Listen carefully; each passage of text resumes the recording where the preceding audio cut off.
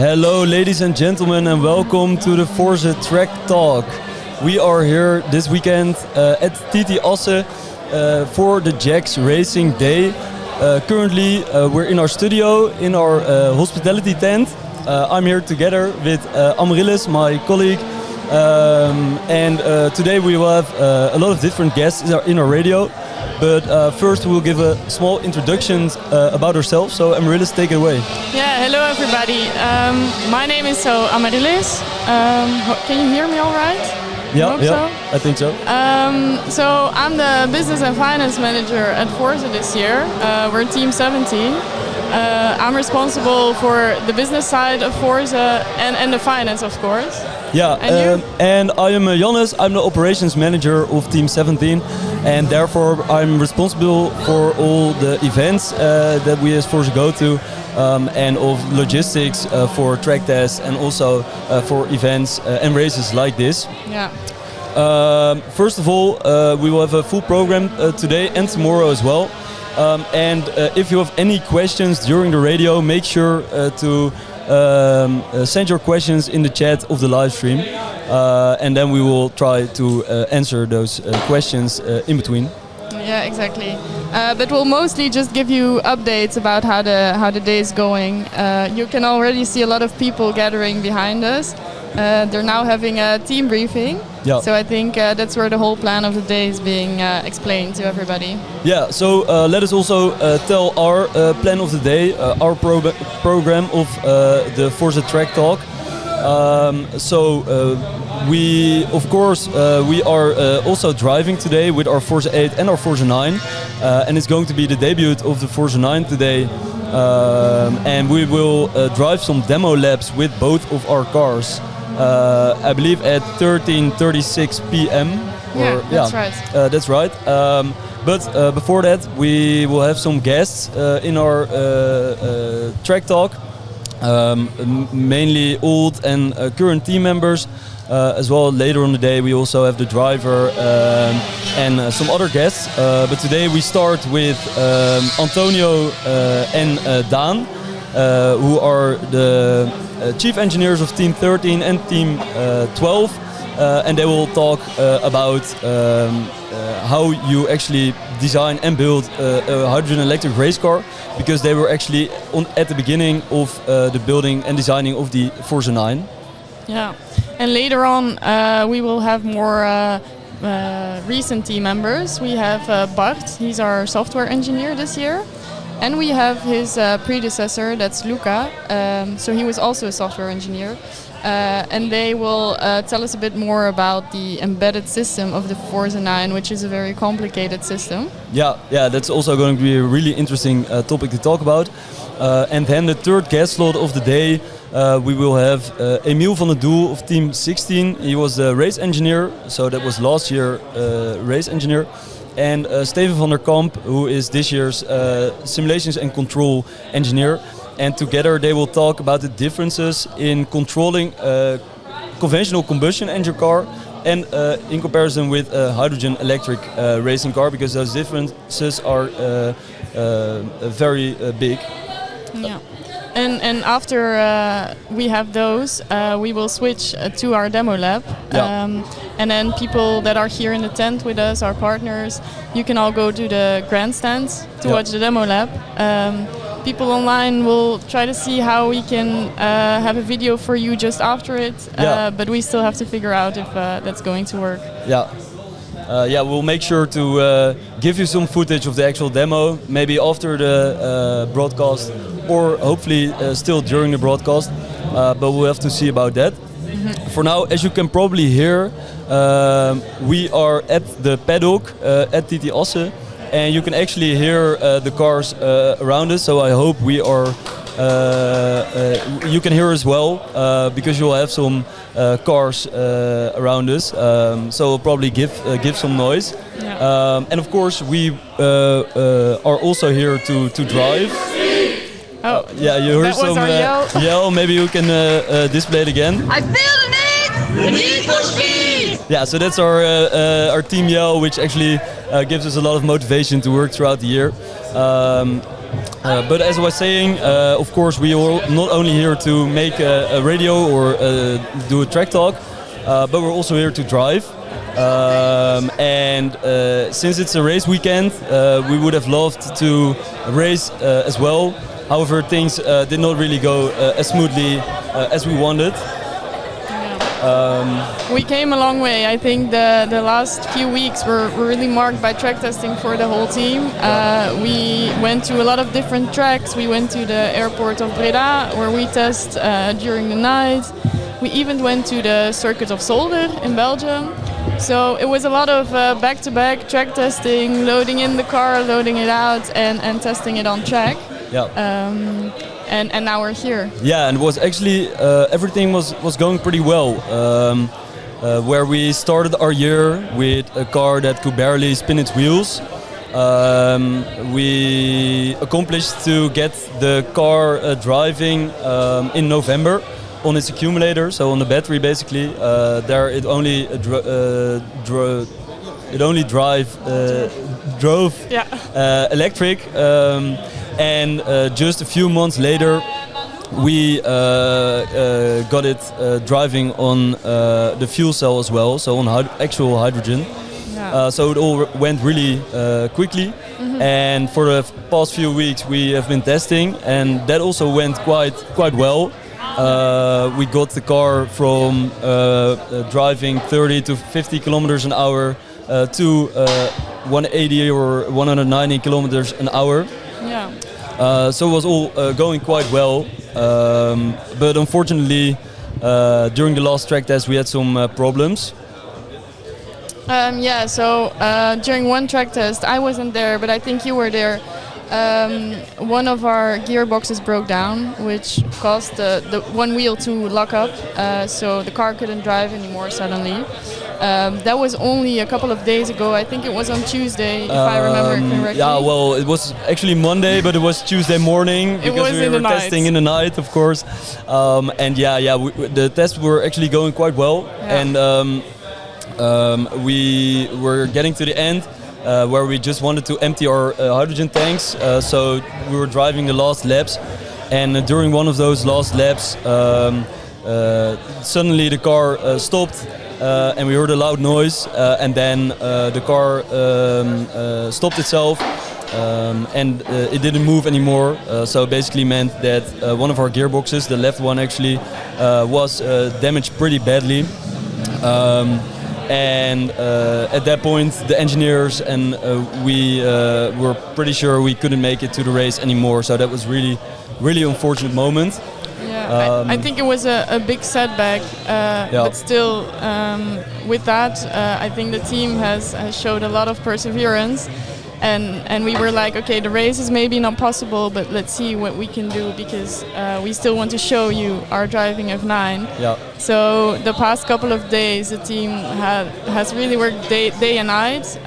They opened up the other gearbox, they looked if everything was all right, fixed some stuff and put it back together in only a couple of days. Yeah. To get it then track testing for the first time yesterday again. Yep.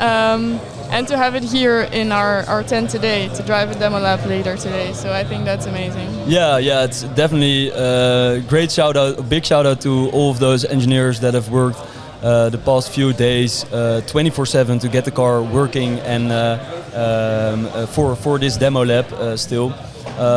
Behind us you can actually see the Forze 9, and our engineers are still working on the car a bit to get it fully ready to drive the demo lap, and together with the Forze 8 they will drive some demo laps at the same time, so that's really cool. Yeah. Also in between the guests that we have today, we will talk about the preparations for this demo lab. And as we just said, we have the guests that we will have after a short break in a moment are Daan Treurniet and Antonio Scocimaro, and who are were both chief engineers in our team. But first we have a video for you because we just talked about the track test that we did in the past few weeks. and we have a short video to show you some footage. It's quite raw footage. It's raw footage, but it's really cool footage, and you can see the car going really fast. I think that really shows the accomplishments the team has accomplished the last couple of days. Yeah, definitely. So enjoy the video, and we'll be back in a second with Antonio and Dan. Thank you. Thank you.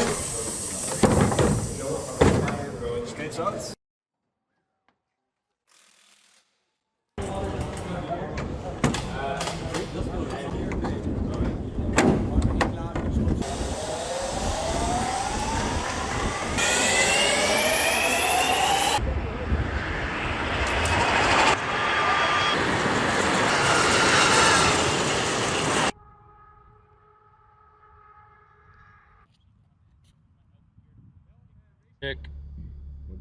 Ja, hij beweegt. Ja, ga maar rijden, ga maar rijden.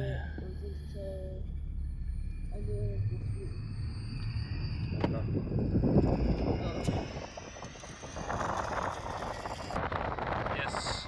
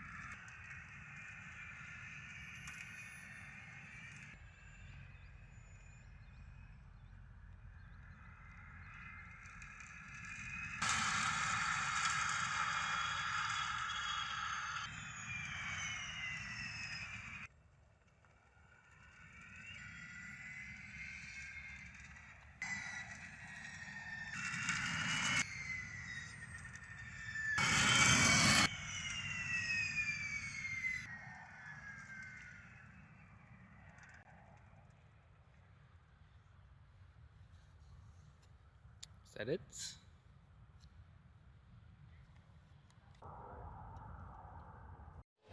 Okay, so welcome back everyone. I hope you enjoyed the video of our track test footage. I think it was really cool, and it was a really cool period where we got the car driving quite well actually. So as said before, we've got some guests. Currently sitting next to me is Daan Treurniet, Chief Engineer of Team 12, so it's already 6 teams ago. And next to him is also Antonio Scoccimato of Team 13, which is already 5 teams ago. So that is really cool. I think it's really great collaboration to have you guys here and have some old-timers sitting at the table as well. Maybe you can quickly give a small introduction of yourselves, tell what you did within the team, maybe why you chose for the chief engineering position, and maybe tell about what you do now. And yeah, so let's start with you, Daan. Take it away. Thank you for your introduction. Yeah, my name is Daan Treurniet. As you said, chief engineer of Team 12. The year before I was a part-timer. I started in vehicle dynamics. Oh wow. When I went to Delft for studying, I already knew that one year I'm going to do a student team, but I didn't know which one yet.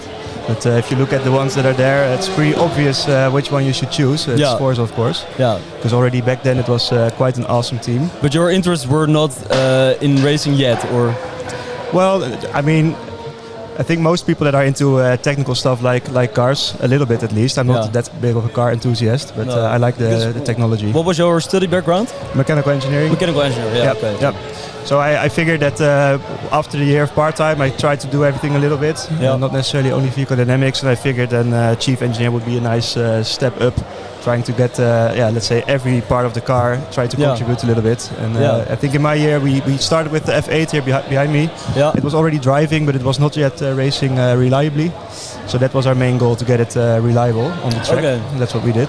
Yeah. So it was the time where the F8 drove its first race in your year, or? It had already done races, but it never finished. Okay. Because it was not reliable enough. Yeah. But we managed. We did in total 2 race weekends, so 4 races, and the last one we finally got it here in Assen actually. Oh wow! Yeah. And we managed to get it on the podium on 2nd place. So that was a really great end of the year, of course. Yeah. I think I've seen the video as well. It's really cool. It's really cool. Good memories. And what is it you're doing currently?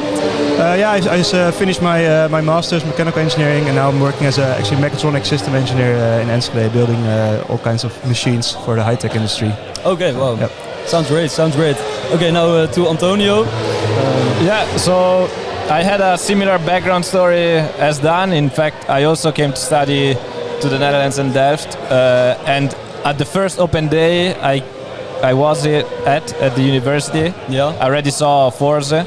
And I said, okay, I want to do that in 3 years. And that's what I did after my bachelor. I joined first as a part-timer during Dan's year. Okay. And What was your position as part-timer? As a part-timer, I was working on the fuel cell system. Yeah. And I also was here in Assen during the racing days. And that is what I guess inspired me to take up the role as chief engineer and start the project on the F9. Yeah.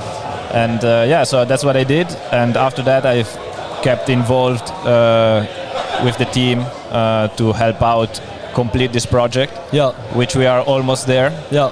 And so that's me. That's really cool. And so if I'm right, was the designing of the Forze 9 or the beginning of thinking about the Forze 9, was it starting in your year, Antonio? Or I probably have to say that the idea of starting a new car already started in Dan's year. Okay. We already saw some opportunities with new technology, new products on the market that we could integrate in the car. That's where all the discussion started. And then Dan focused first on, let's say, finishing the F8 and make it really compete at a high level in the races. And after we achieved that, we started the F9 project in my year. So that's when the first drawing appeared on paper, let's put it like that. Yeah, who made the first drawing? Was it you, or was it... Yeah, I think that happened in my year then. I think so, yeah. And did it already look something like this, or...? Yeah, we had quite some options on the table. Yeah. You have to imagine that as a student, you really don't have the experience needed to start a car like that. So in my year, I relied a lot upon as we call them, old-timers of the team, like Dan, but also previous chief engineers and previous engineers, to kind of understand what was needed. And after many iterations, we came up with the car and how it looks like now. Yeah, and also through the years, the car got redesigned a lot as well. Of course, when you're how do you start when you are thinking like, okay, we're going to build this new car? Where do you start? That's tricky, yeah. I think the most important is that you have some kind of goal in mind. So for a race car, what you can do is think about a certain race that you want to do. So you have, for example, a certain track, or you want to have a certain time on a certain track. Because you need requirements for your system, right? Yeah. Before you can start designing, you need to know what it needs to do. Yeah. And for that, you need to know what the goal is. Yeah. So pretty soon with the F8, we did Supercar Challenge here as well, and we figured that let's say a nice goal would be to go from the lowest category in the Supercar Challenge to the highest, and that is related to speed to weight ratio or power to weight ratio. Yeah. So we figured we need more speed, we need more power. How can we achieve that, and how would that car look like? Yeah. And with more power comes more hydrogen consumption, so bigger tanks, but also, right, what Antonio already said, components really evolved in a few years after the F8. So we were able to pack a little bit more power in quite a bit less volume. So that's nice. Yeah. So if you look at the cars, they actually look rather similar, but you can notice that the F9 is a little bit longer. Yeah, it is. And it actually doubles on everything that is in the F8. So the F9 has twice the power It has 4 motors instead of 2. It has 2 fuel cell systems. It has 4 tanks, and that's all double of what is in the F9. Except the weight, not the weight. The weight is not double. The weight is not double. That's the important part. And the volume is slightly bigger, which is always a problem for a race car. But we think that the trade-off is there to make this car competitive. Yeah, I think like the width is about the same, and the length I think it's about 75 centimeters longer, something like that. But it looks like an absolute amazing racing car. And the main difference, like in length, comes from the fact that the F9 is gonna also have 4 front-wheel drive. Not yet, it's not implemented yet, but hopefully in the coming races we can see that as well. Let's hope about that. Then of course you said, okay, basically what you did is take our previous project and double it into one car. And you started with that, of course. What kind of takeaways from that you got from the Forze 8 were most important when you were designing the Forze 9? I mean, I would say we tried to respect a little bit the design philosophy that we had, but there were some changes. For instance, the hydrogen system is placed all in the back of the car, where there's the high voltage system in the front, kind of mimicking a little bit how hybrid Le Mans cars were built. And I guess the main takeaways that we got from the 8, seeing how much work goes into it, and also preparing it for a race, how many times you have to build it up and back down again, and to change things, to repair stuff and so on. We tried to have an approach where the car was easily taken apart and put back together. That's really important, because if you look at it, it's a very complex system, so you really need to be able to work on it quickly to solve problems on a weekend like this. So that's something that we learned from the F8 and tried to implement in the F9 as well. Yeah, and I think I can also say, apart from the car that was pretty innovative, the team itself also developed quite a lot. I think I'm not really sure, but your teams were probably a bit smaller than our current team. What is it now? Currently we are with 30 full-timers each year and 20 part-timers. That was 18 full-timers in my year. A few more in mine. But after that I think we realized we really need more manpower, and we managed to grow the team significantly, which is great. And also not only in the technical aspects, right? I think in our time the team was mainly composed of engineers. It makes sense, right, with such a project. But if you look at the team now, there's a significant layer of management in there, which really helps to steer the team in the right direction and to make sure that everybody's working on the right stuff. And it's really great to see where we came from, where it was a few guys that did the management, and now we're looking at a couple of people that are full-time doing management of the team, and it's paying off massively. So that's great. Yeah, definitely, I think so. And also really the structures within the team really changed, and definitely in a good way, I think, because I think we currently really have a really amazing approach to solving problems in a structured way, and thinking in a structural way to solve everything, and make sure that the first solution you decide to implement is also the right solution, because sometimes you want to implement something and afterwards you think, hey, it's not the best solution probably. And I think we have a little more knowledge as well as thinking power with all the full-timers we have currently to make the right designing choices. So then, of course, it's too bad that we cannot race this weekend, but you, of course, have raced before. I think you were actually in the last few teams that have been racing as Forze being. How was your racing experience? So racing is really what it's all about with the race car. So I think it's really quite impressive that the teams that were the few years before here managed to get motivated while the race was still far away.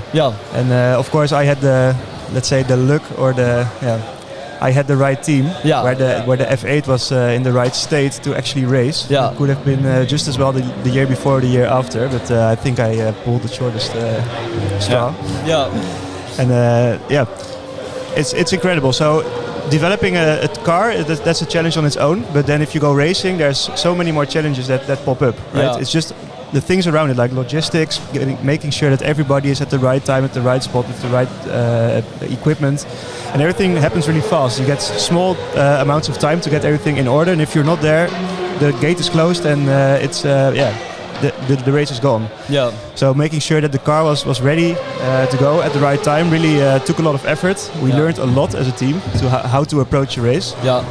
How important it is that there's people that are solely focused on the logistics and making sure that people know what's going on. Yeah. And we really experienced that if you don't have that in order, then your car can be as fast as you like. But if you're not there at the start line, then there's no race. It's as important as the rest. Exactly. I think so too. And I can say that during the past few weeks we've been track testing as well, and it was pretty hectic. We have done a lot of night shifts as well. I can imagine that you had a lot of night shifts during your year as well, probably. And I think as a chief engineer, you basically need to lead your team of engineers. How do you get them stay focused and motivated to work those long hours through the night maybe, or just through the entire week or month? Yeah, I mean, I was part of the team when Dan motivated me to work the nights. I remember the weekend before the race and the week before the race, there was a lot of work being done. Unfortunately, my year, when it came to delivering most of our work, we were hit with COVID, so that didn't really happen. Everybody was at home. Luckily, we were in a phase where we could easily work online, and of course, no race back then. So for me, the biggest challenge was actually how to keep the team motivated throughout that difficult time and really keep developing the car. That was really challenging. Yeah. But, I mean, if you have a driving car, the team motivates itself, right? Yeah. Every time you see wheels spinning, you also notice that here in the team now. Every time the car starts up, everybody's is watching it. Everybody's getting stoked, and I think that that's how it should be. Yeah. If the car is working, then there should not be any worries in the team. Yeah. It's when the car breaks down, then you really have to make sure that the team stays motivated. Yeah, and we've seen it this week. I mean, we had a bit of a mishap, unfortunately, so we're not gonna race today. But the response from the team and from the community around Forze was amazing. Everybody was immediately in the workshop trying to help out old-timers, previous team members. Everybody was there. Yeah. So that really shows how the whole community around Forze is really motivated to bring this car on track. And it's not today, but it's going to be very soon. I'm pretty sure about that. And I think that's one of the powers of Forze 2, is that we have a really involved old-timer community, so old team member community. And they are always available to ask questions, to help out regarding things within the Forze 9. Was it already a big thing in your years that old-timers were really involved? Yeah, for me it was, especially with the F8 getting it ready for racing. Yeah. The F8 was also not built in 1 year, it also took 4 or 5 years. Yeah. So there's a lot of people in those years that put all their time into it, and it all came together in my year. But a lot of people were involved because they wanted to see the F8 finally do a race and hopefully end up on the podium. Yeah. And that made, I think, the moment extra special, because when we were here in the race, there were so many old-timers there as well, because everybody was feeling it, that this was the moment, this was the weekend. Yeah. And that made the celebration just extra special. Yeah. Because you really feel that a car like this, it takes 4 or 5 years to build it, and then the people that put time and effort into it, they just want to see it run. Yeah. And it's really nice if you are able as a team to give them that experience, even though the year for them is over, they're still involved. It's so nice to see the car drive, because that's what you did it for in the end. Yeah, I think I can also say that the involvement of the old-timers puts quite some pressure on the shoulders of the engineers and the rest of the team. But I think it for the most part, I think it's actually quite a good thing. Because especially in the end, when you finally accomplish something, that's what I've noticed within our team as well, that if we have finally accomplished something that we've been working towards, almost like the reactions of the old-timers that have been involved are almost more and more enthusiastic than the reactions from our own team. So that really gives an exceptional motivation boost and energy boost. So I think it gives you some pressure as well. But I think for the most time, for the most things, it's quite important and nice. So. Yeah, it's hard for a project like the F9 that everybody works on it on 1 year, but the project takes long. We saw it now; it was 4 years. We thought we could make it in 3, but we faced many challenges. So of course there might be also some frustration, some disappointment. But if you're not working on the project anymore, you're just in the sidelines, maybe it's hard for you to deal with that. Yeah. But as we said, like everybody comes back and tries to help when it's needed, and is very excited to see the last push before the race. So that's great, I think, to have that support. Yeah, definitely. And as you said, the designing of the F9 took a little bit longer than you expected. What do you think the main reason for that is? Or is it a thing that happens usually? Because maybe it also happened with the F8, I'm not really sure, but I can imagine it also happened there. Yeah, I mean, we could look at external factors, of course, blame it on somebody else. COVID, we had a massive chip shortage that actually slowed us down a lot. But at the end, you know, we are a team of students. Everybody here is at their first, let's say, experience doing real life engineering. We took on a massive project, very ambitious, as we said, twice the amount of power, twice the complexity basically of the car that we had before. And maybe it could have been a little bit more ambitious than we thought. That's possible, but at the end, we are here today with a car that is almost ready to race. And we are also here to show that nothing is impossible. Exactly. I don't think too ambitious exists. And with that, we're actually going to close this guest session off. I want to thank you, Antonio and Daan, for your attendance. For now, we will play a small video, and we will back here again in a few minutes with Amaryllis to talk about the preparations for the demo labs. Thank you. Thank you for.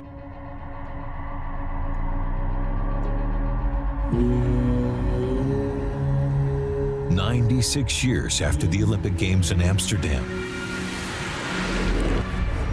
I stand here in the shoes of champions, ready for my last journey.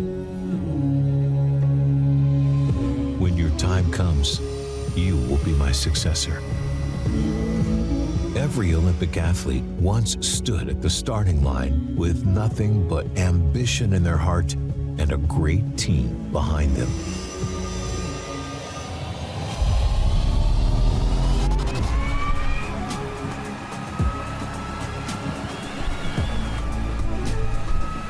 As you prepare to take the wheel, let me guide you through the roads that have shaped me.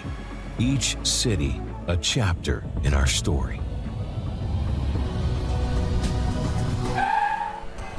Hey man, come on, we just started our tour. You're stopping already.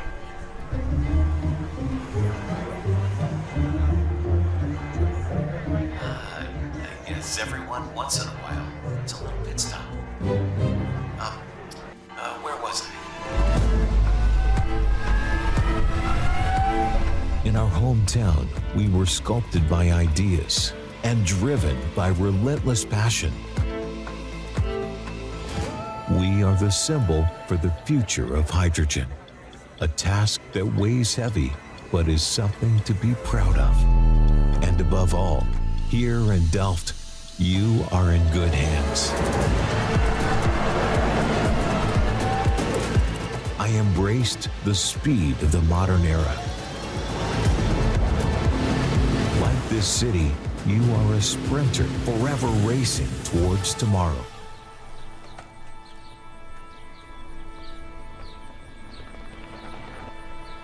I found quiet strength, harnessing the power of nature. Only clean and pure energy fuels me towards my dreams.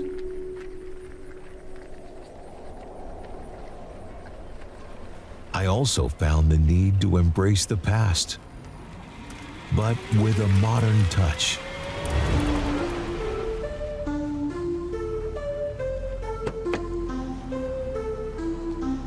merging the spirit of traditional racing with innovation.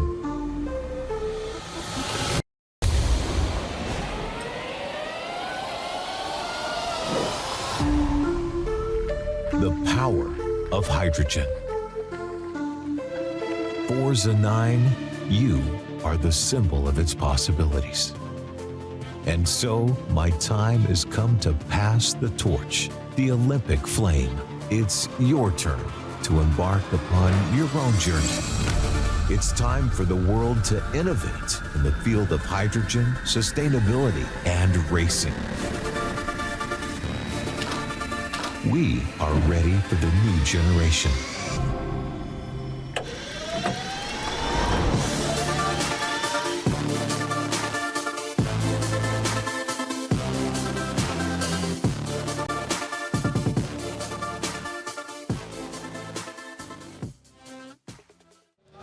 Okay, hello everyone, and welcome back to the radio. I hope you enjoyed the video, and I hope you enjoyed the last the guests that were at the table in the track talks just a minute ago. Currently, Amaryllis is here again, and I think we have a bit of an update on the preparations of the Forze 9, right? Yeah, I talked to the pit crew for a little bit to ask everything what's going on, because you see some people working on the car. Well, they just did a seat swap, so I think they took out another seat and put another one in to see if it fit for the driver, if everything is all right. So he was already in the car. Oh, nice. But the seat of Jan was not in there yet, or? I don't think so. Maybe they swapped it for the one of Leo, who's going to drive in the F8. But he was driving yesterday, right? Jan, in the car. I'm not sure how this works. Okay.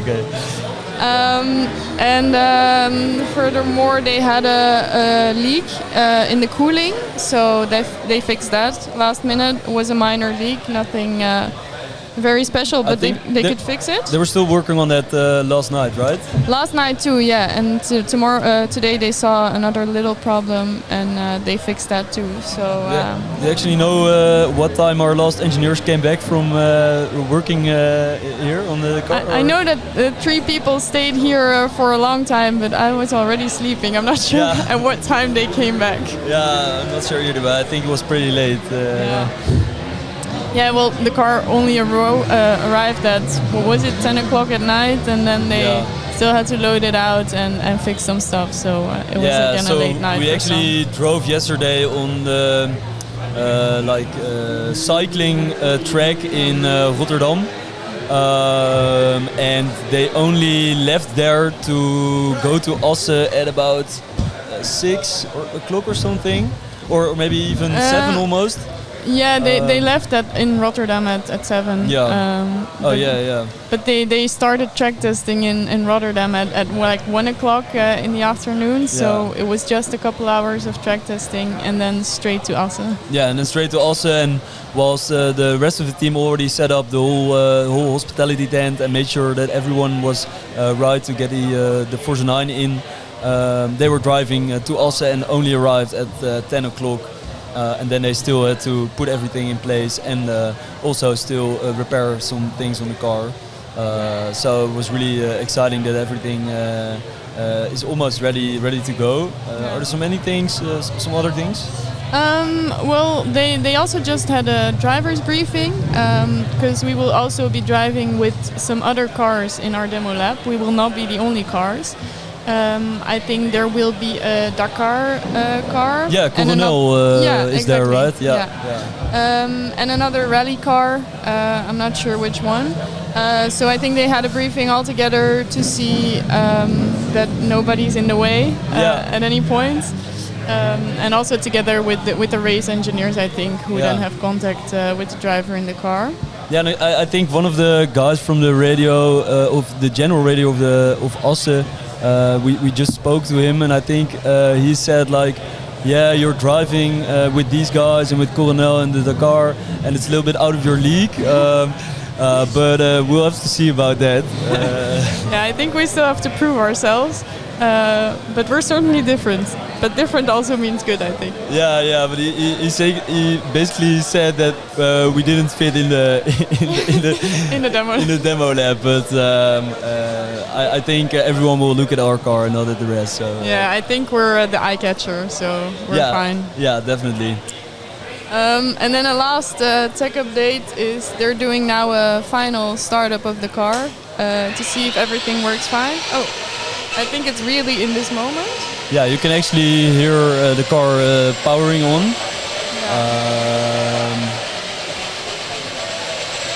The wheels are actually spinning currently. So it seems that it works out. Yeah, it's quite a good timing, but it seems that everything is working out great. You never know what's going to happen, so it's really nice to see the car actually spinning and working, because we will already be on track in a little bit over an hour. Yeah. So time's moving by pretty fast. Yeah, so after this last run, doing some last checks, and then the car will move out of the tent to the starting place. Yeah, and currently maybe it's interesting to talk a bit about, like as we said, our car will be driving some demo laps. However, our cars, not all of the systems are in our car yet, because I think like the special thing about this car is that it has two BOPs, balance of plants, but currently not everything is in there yet, right? Yeah, right. By the way, balance of plant is our hydrogen system. Maybe that's good to mention. Yeah. What does it involve? What do you mean? What does it involve? So you have the stack. That's the fuel cell. That's where the electricity is made. So hydrogen is turned into electricity. Yeah. And then the whole system around that, where the hydrogen comes in and electricity goes out. Yeah, I think also later today, Steven van der Kamp and Emiel will talk a little bit more about fuel cell cars in general, or about the fuel cell system within a car. So that's pretty interesting. But for now, our car only has one balance of plant yet, which means that we will have about 120 kilowatts of power. And at the moment that we are ready to get the second BOP into the car, we will also have a front drivetrain, which means we will be able to drive we have a four-wheel driving racing car. With a potential of 240 kilowatts of power. Yeah, exactly. But mind you, so right now we only have one-wheel drive. Yeah, that's true. Yeah, that's true. So the car still has a lot of potential to go. Does it also mean we only have 60 kilowatts of power, or doesn't it work like that? I'm not sure how that works, but it's not going to be as fast as a whole up-to-spec car. No, so as we said before, in last week, our left gearbox broke down, so currently we can only drive with our right gearbox. So that means that we can only drive with one wheel, which means that we can only drive so fast, and we probably drive around 60 to 100 kilometers an hour, I believe. Yeah. That's right. Do you know if the other cars also drive that speed? Or? Yeah, all the cars drive the same speed. Okay. Maybe some of those rally cars will also do some donuts, but you won't be seeing our car doing that. No.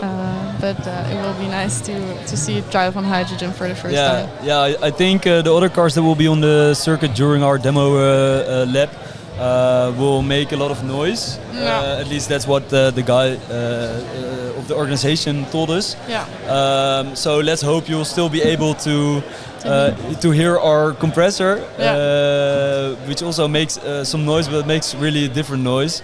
Because Yeah, I think you won't hear our car with the other cars around. No. It's so quiet. I think maybe if you think like, hey, what's that very high-pitched noise, then probably our car is coming your way. But for all the motor fans, it's not. You won't have a revving engine in there, so it doesn't make the same noise. However, I can say since I was here yesterday and today, and the noise are actually really really loud.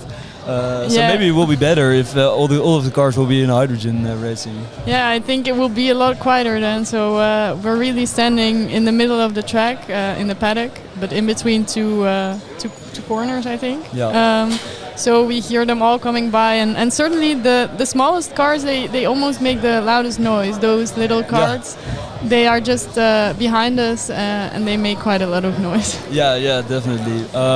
So that's a small update about the preparations with the Forze 9 for the demo lab. What's up next? Up next is our interview with Bart and Luca, so both of our software engineers, and they will be joining us to talk about the embedded system of the Forze 9. Okay, let's hope they are also ready to join the Forze Track Talk then. Now we'll see a small video again, and Bart and Luca will join the show in a second. Yeah.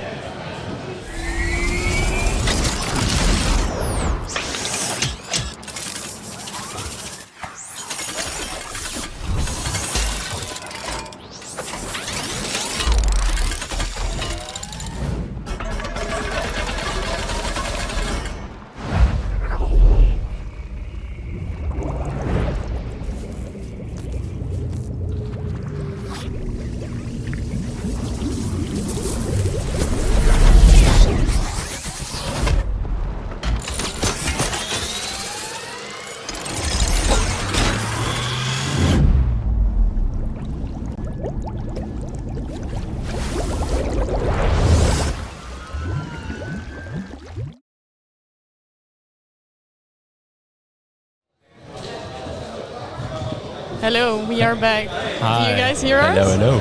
Yeah. Can you hear yourself all right? Yes. Okay, that's great. So we're here with Bart and Luca, our software engineers. Yes. You are from Team 17 and you are from Team 16. Can you introduce yourself really quickly? I can start. Okay. Well, I'm Bart. I'm this year's only full-time software engineer. Working on the embedded system of the F9 has been really epic. Software is a really interesting view of a race car like this. I think we'll take you along, hopefully, in the next 20 minutes to tell you a little more about that. Yeah, and I'm Luca. I was a software engineer in Team 16, together with 3 other full-time engineers, so that was a lot of fun. I'm still a bit involved in Forze at the moment, helping Team 17 out, but it's really necessary, like when you're writing code, that you review each other's work, make sure that the quality is good but also safe. I think that's one of the main features that our embedded system really tries to do, is just like make sure that the initial safety net is really there to make sure that these cars can drive safely and reliably, hopefully. Yeah, 100%. I think in code reviews the first priority is always safety. Yeah. Can you maybe first give a high-level overview of what is the embedded system, also for people watching online or people here in the tent that have no idea what it is? Yeah, so embedded systems can be quite a lot of things. For a car, it's usually, if you think about a computer chip, the green boards, that's effectively what we put in the car to control various systems. It regulates input and output, and then we also add a layer of safety on top of that. The F8 did it in a what they call decentralized way, which means every node is unique and has its own place. In the F9, they decided in the design phase to go for a centralized route, which is more akin to what a human body does.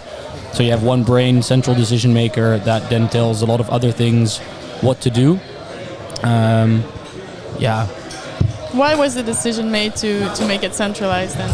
Yeah, so I think from what I remember is partly is innovation, right?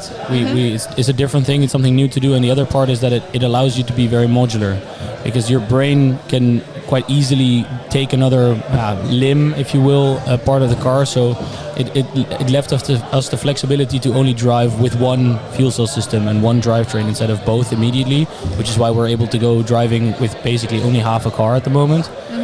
And once you have that flexibility, it also makes it much easier to test extra systems. So the modularity and basically the test-driven aspect of our car, like we're constantly testing new things, adding systems or trying new things. These more modular systems that we have from our embedded system allow for that flexibility.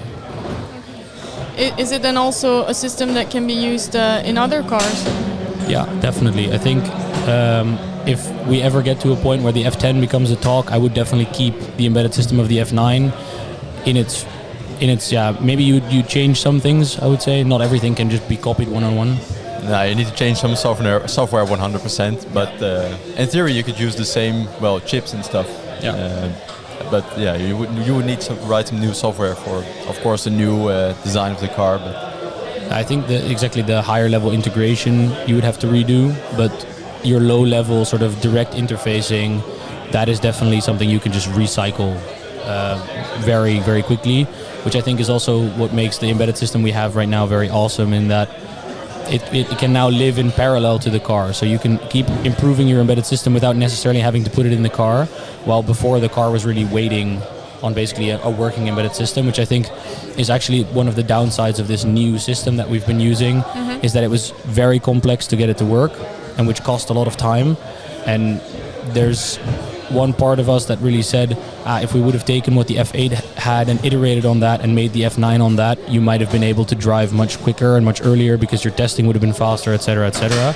But at the same time, now with this embedded system, you've innovated so much and sort of pushed the limits, if you will, that you've also created such an awesome system that really gives, I think, a few engineers that are in our embedded systems department a really unique view on how a car like this works.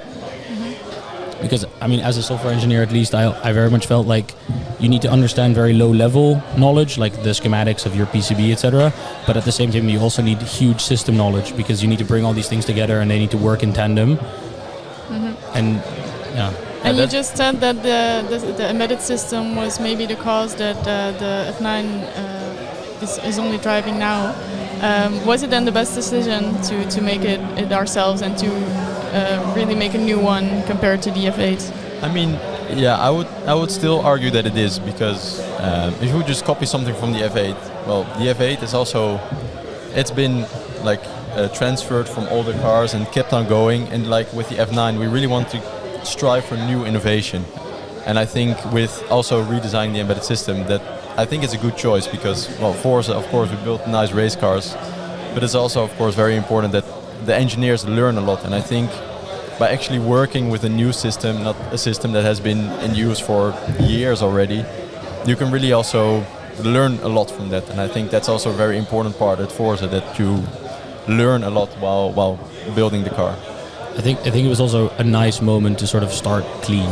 Because as Lucas said, the system of the F8 was taken effectively from the F7 and the F6, which meant that it was built on top of, and at some point, if you're building a building and you start with a certain foundation and you keep building and building and building, your foundation won't be strong enough anymore. And I think you're getting to that point if you would have taken the F8 embedded system to the F9. So I think sort of starting new, building your new foundations, sort of getting ready for a new generation of cars for Forza with this embedded system is, I think, going to pay off in the long run big time. It might have been a bit more unfortunate for the younger years of the F9 that it didn't really get to drive much, and it took a long time to get it working. But now we're getting to a point where it's really very, like, it's the embedded system of the F9 is becoming mature, if you will. And that is, I think, really exciting to see, and also really exciting to think about in the future what they can add and test onto this car using this embedded system. But also just if they want to start new with an F10, that option is there, because the embedded system can support it. And I think also the centralized embedded system works really well into what the F9 should be. It should be sort of like modular. You can try new things, because it still is a prototype car. We still are just showing what's possible. And having a decentralized system, a centralized system, allows for easier flexibility. If you want to add some sensor somewhere, you can really easily do that by just adding a new part, and you can really easily integrate that. Whereas with the old system that's in the F8, that would have been a bit more of a hassle. Yeah, you would have almost had to redesign a whole PCB, and then your lead times are much longer. And with the F8, the F9, you can just grab one of our extra basically nodes, say put it in the car, and then you have to write some software for it to be integrated. And luckily for us, the design cycle and the sort of speed at which you can iterate on software is much, much higher than designing a whole new PCB and getting that ready, basically. What were then the biggest hurdles to overcome to get to the point where we are now with the embedded system? That's a good question. There were a lot of hurdles, I must say. I think in the beginning, some parts of the embedded system have just been designed too small, so that meant they were just very unreliable. And you can't really test, you can't really build on top of an unreliable system. So I think that was the first thing that sort of needed to be fixed before we could really, trust the system and work with it. If half your testing time is spent basically fixing your embedded system, you're not really testing anything, you're testing your embedded system. I think that was one of the major hurdles, is also that because you're this modular, you're adding a lot of complexity, because you ask your system to be flexible, which means you can't design for a very specific use case, which means you have to basically open your scope and basically do everything at the same time without it interfering with the capabilities of one thing. Like it's almost as if asking someone that basically you have to study all the things in your university and you have to pass every exam without sacrificing anything. That's like almost impossible. But now that we're getting to that point and it's starting to work and it's this like beautiful piece of machinery effectively, it's starting to pay off hugely. But it's like that getting there is very difficult. And I think in some aspects, also at the start of the F9 and the design criteria that were set for certain parts, as you said, they were too small. I would say sometimes we've even put parts or pieces on the embedded system that we don't even need or don't even use. Yeah. And I think they're being more strict in effectively simplifying it to a point where we can use it has helped a lot. Yeah, I agree. The complexity at the beginning was too much. Like you said, you need to account for all possibilities, but I think even too many possibilities were accounted for at some point. Where like you're never going to use some parts, but they could only break or make your system not work or stuff like that, which is very annoying. Yeah, and previously you said that you can easily add another sensor with the embedded system you have now. How many sensors do we have in our car? Way too many. A lot. Yeah, a lot. I think the BOP by itself has easily over 40 sensors, and that's just for basically hydrogen and oxygen control towards the fuel cell. And then you're not even talking about all the drivetrain sensors that need to come in. So I think the final design, with everything that everyone wants in there, it was something 200 plus sensors. Something like that, yeah. Which is effectively just a driving laboratory at that point. And I think a lot of them could be scrapped, because having two pressure sensors in one cooling cycle, it's not really needed. It's not really needed. But again, this is also, it's still prototyping, right? Yeah, exactly. You just want to know everything, and then you can sort of, if you know, then you can remove some sensors. Yeah, I think because we're still like exploring new stuff, it's really needed to make sure that everything goes well. Yeah, and in that sense, the modularity of the system is very valuable. That you are a prototype car, you can add and remove quite flexibly sensors whenever is possible, which was maybe on the F8. Removing was always an option, but adding was really difficult. Yeah. In that sense, it's quite cool. Doesn't it have more sensors than a Formula 1 car? It should. Possibly, I don't know. Yeah, I think when they're testing their engines or testing their car initially, they'll probably have a similar number of sensors, but they just remove them before they start driving. Yeah. Okay. Will we also remove them? I hope so. Maybe at some point, if we actually get a cool, reliable driving car, maybe they're not needed anymore. Yeah, at some point you would switch to, once you're not validating anymore and you've effectively proven that your car reliably works, you only need some sensors to keep monitoring that everything is working within range, and then you can remove quite a lot, and it can be quite a bit of weight saving.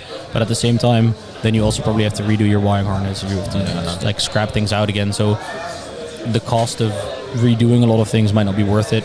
Maybe eventually when you start optimizing the car, but I don't see that happening in the next few years. No. First get a second BOP in there, get the front drivetrain in there, and then we'll see. Did you guys know that there was such a big task lying ahead of you when joining Forza? Was it what you expected, or? Not exactly. I mean, I was kind of surprised at the sheer size of the embedded system in the car. Yeah. I didn't realize how, because basically all parts of the car that have some electrical or like digital signals or whatever, software needs to know about and needs to do something with. Basically everything that has a signal or electronics in some way, shape or form, software basically needs to do something with it, and there's a lot of that in the car, a lot more than I imagined at first. Yeah, basically everything just talks to each other or to something, and like even something as quote unquote simple as an assisted braking system can work by itself, but you can also read out basically anything that it knows as well. And for us as a team, that is very valuable data because you know how hard you're braking and how fast each of your wheels are spinning. But like that also means you need to find something that allows it to talk to your embedded system and get it somewhere where you can actually use that data. So effectively every part of the car has something to do with the embedded system. Even something like as mechanical as a gearbox has like a bunch of sensors in it because they just need to know how it's performing. So in that sense, when I joined, I just wanted to learn how an embedded system worked within a race car, and I think I found one of the most extreme examples to get to know an embedded system in a car.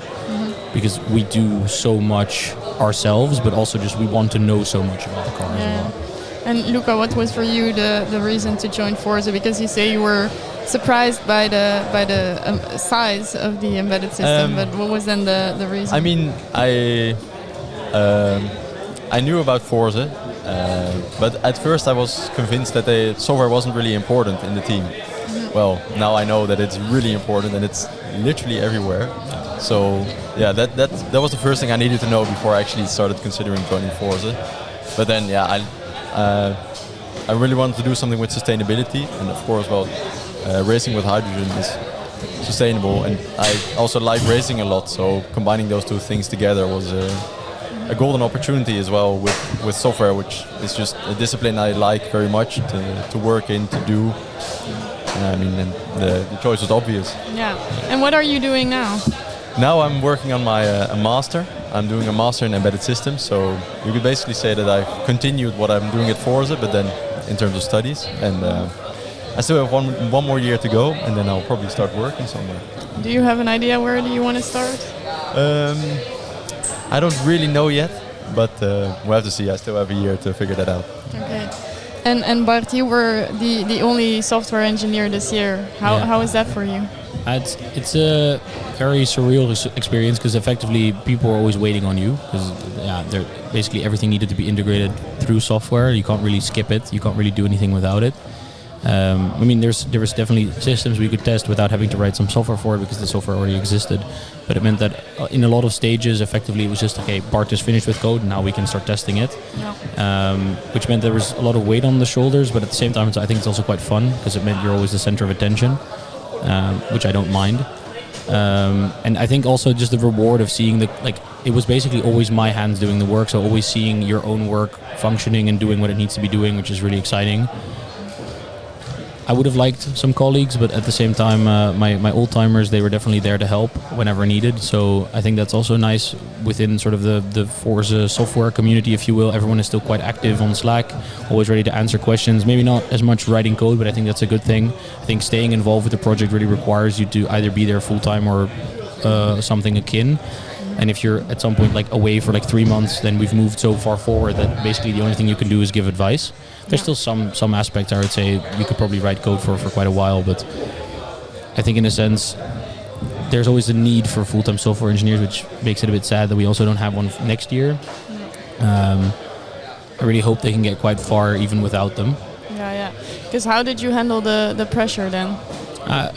I didn't really mind it as much. I thought I didn't really let it affect me in a sense that I just did what I had to do and then I tested it. There was not much to sort of change about that scenario. So I tried my absolute best to work hard without overworking myself. But then at some point, if it takes more time than you need, then it is what it is. And I think what helped a lot was expectation management towards our chief engineer and project manager, basically saying, I think this is going to take this much time and the only thing you're going to get is maybe being faster.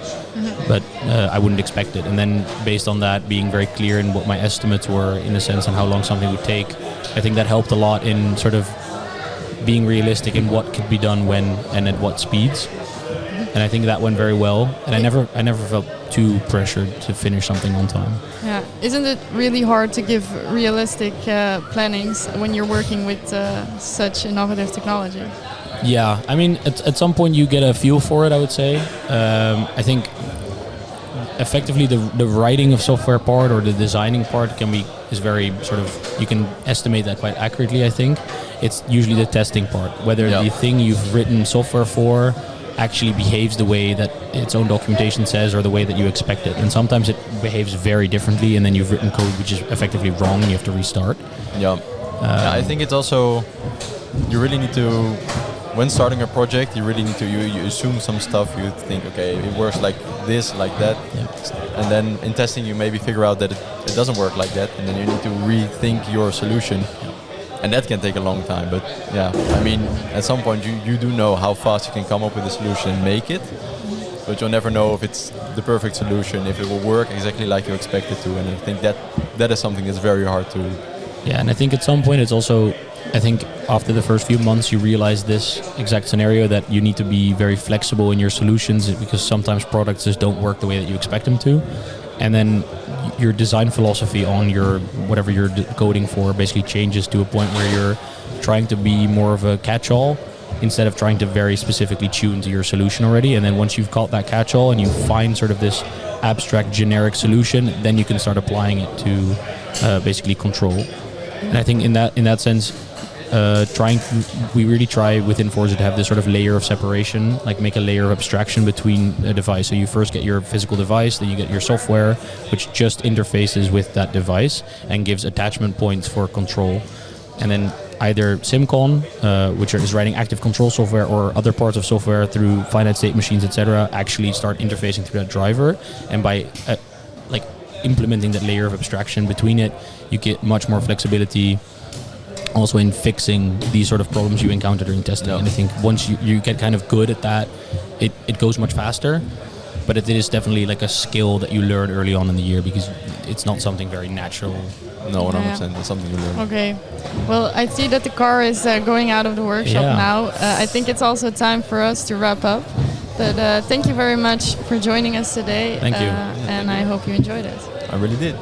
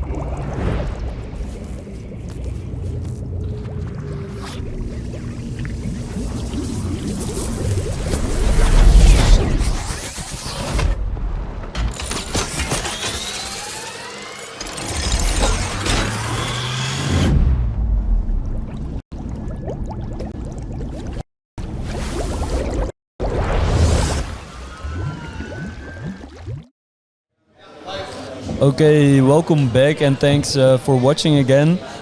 We just had a really interesting interview with Luca and Bart about the embedded systems. I think it was really interesting story. Yeah, they can talk about it for hours. yeah. I can believe that. Currently, we have another small update about preparations for the car. But first, we also have our colleague Robert on the table. Maybe you can give a small introduction, who you are, what you do at the team.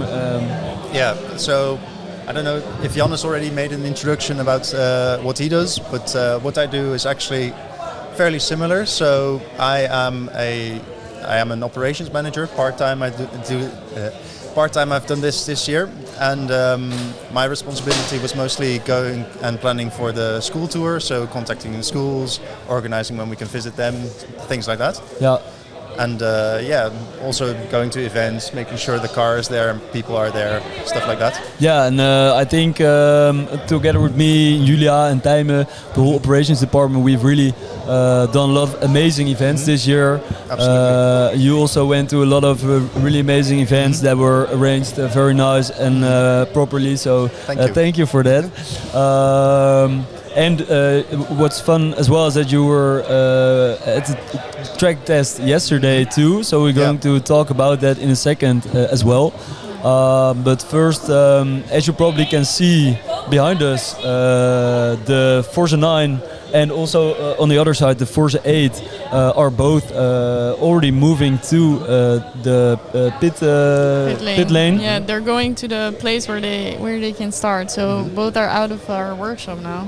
Yeah. So now it's actually really going to happen. Still, the race of the demo laps only start in 40 minutes or something, 45. So it will still take some time. But now we're actually really getting close. I think everyone here is really excited. Yeah. And the vibe is also a little bit like... everybody is excited. There's a lot of adrenaline, I think, to make it happen right now. Yeah, so that's really cool. Actually, just before they left, they were still fitting some bodywork. And next to getting the car ready with the whole drivetrain and the balance of plans and the accumulator, we've also worked on bodywork this year quite a lot actually, because our aerodynamics department actually developed quite a lot of new bodywork parts. Yeah, you wouldn't say that because the car already had bodywork a couple of years ago. But this year they had redone a lot of parts, under which the largest part, I think, which is the rear cover, which is the part that goes, kind of the roof of the car, which goes on top of the hydrogen tanks. Yeah, I think the guys really did an amazing job on building, preparing that whole back cover. I think actually when it came out of the mold, I can still remember it was a really exciting moment too. But it came out amazing. I think it came out better than anyone could have dreamed. And I think it was also the goal was to make it as light as possible. Yeah, of course you want everything as light as possible in the car. That's also one of the reasons they remade this to eventually make it as light as possible. So they didn't use many layers of carbon. I'm not sure how many, but they used not a lot. And they made it together with a partner of us, Seed. They made the mold for us. They 3D printed it, and then our aero engineers could put in the carbon. Yeah, and I think in the end, the back cover was almost too light. Because I think the problem we currently have is that if we put it down, then like if you blow into it, it already falls. It flies away. Flies away. Off, But it's rather good than bad, I think. So that's really cool. And luckily for us, we just in time got new wrapping for it as well, because it was also quite. Exactly. The Forze 9 got new wrapping because, of course, all the parts got remade, and the rear cover was the largest part, so that one had to be wrapped. And our wrapping partner wasn't available that much, but they still managed, fortunately, to help us out and wrap the F9. And I think also the wrap is just absolutely beautiful, and I think all the partners are well displayed on it as well. So that's really nice.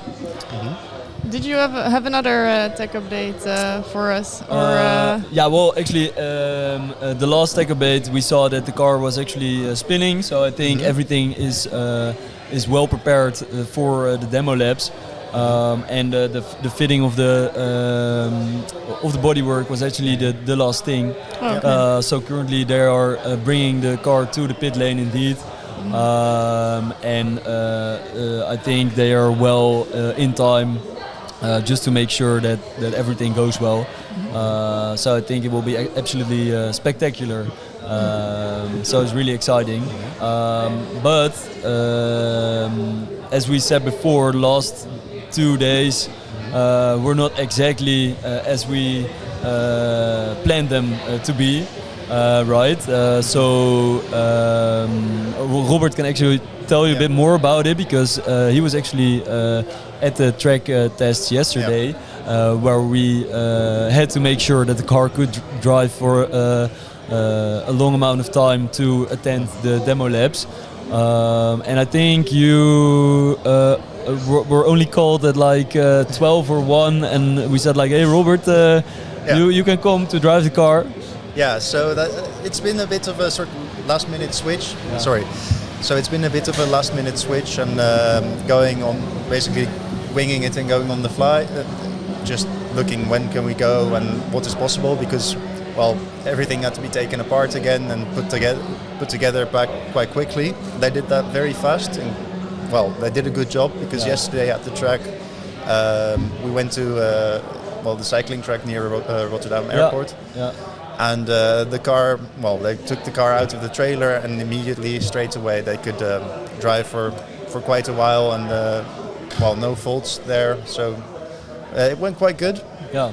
And then afterwards we had to pack up the car again and, make our way here. And doing that, we're here now and we can have a driving car. Yeah, and what was the reaction of everyone when you were at the cycling road at Rotterdam and they managed to get the car driving? Yeah, so that was very good. Everyone was very excited, as well as some people who came to see if the track was available for them to cycle. They had a nice surprise seeing a car driving there.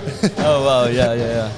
Yeah, a bit quicker than the bike around there, but no, everyone was excited to see the car drive and was happy to see it going well. So. Yeah, I think a big relief for the whole team that we could still stand here today. Mm-hmm. Yeah. I think that shows again like how flexible our team is, but how flexible you need to be. And I think also especially. It doesn't really matter which role or function you have within a team, but you have to be flexible at all times. And I've noticed it a lot with operations role as well, because things just change from moment to moment. Yeah. And you have to react on that and quickly think and decide like, hey, okay, how are we going to tackle this now? Because failure is basically not an option. Yeah, I think that a good example of this was. I think a week ago, it was Sunday evening, and Tech told us, we have to drive on a track tomorrow, but we didn't have a track fixed, of course, because we didn't know that in advance, and then we had to arrange a track on Sunday evening at 8 o'clock when you don't really want to call people, but I mean we still managed to do it. I think everybody's really showing their flexibility, and I think that's great. And it's also what you need, because in a student team, I mean, things never always go as planned. No, and you also don't have the resources like the big racing teams have. So you have to be really creative with your solutions and how you want to tackle things.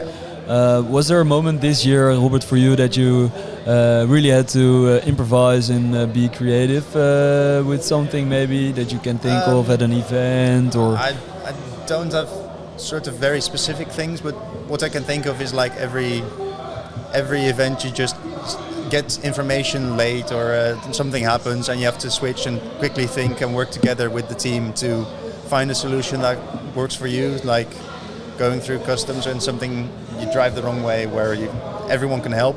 And it's what's great about this team is that we all work together and we're all like in this together and we understand that. And and doing that we all help each other to get the best out of it that we can. And I think that helps us switching quickly because everyone has their own strong points and they can help each other get better and learn. And that's also what we do. Yeah, definitely. Yeah, Robert, maybe what's the most important thing you learned this year? Most important thing I learned, I think. One of the most important things that I learned is to sort of go and ask people. Contacting people, stuff like that is something I'd done a little before, but still been a bit hesitant to do. And it's something that sort of has pushed me to do this, and been a good experience. Yeah, and I think also at events, talking to a lot of people, talking to a lot of interesting people, is really you really learn a lot about like how the business world works, and how the promoting/marketing works in combination with tech, because that's really what has happened or happens in our team, is that we really have two things basically, and one is a car. And the other one is that we also do a lot of marketing and promotion, and that without that marketing and promotion, the team wouldn't be able to exist either. Yeah, no, I think that's completely right. I think our business department also has grown over the past years, and was also professionalized a lot, because we came, I think, from a team with maybe 1 or 2 operations managers. And now we're already 4 operations managers, 4 marketing, 3 or 4 partnerships also. Yeah. So I mean, we're getting a big team now. Yeah.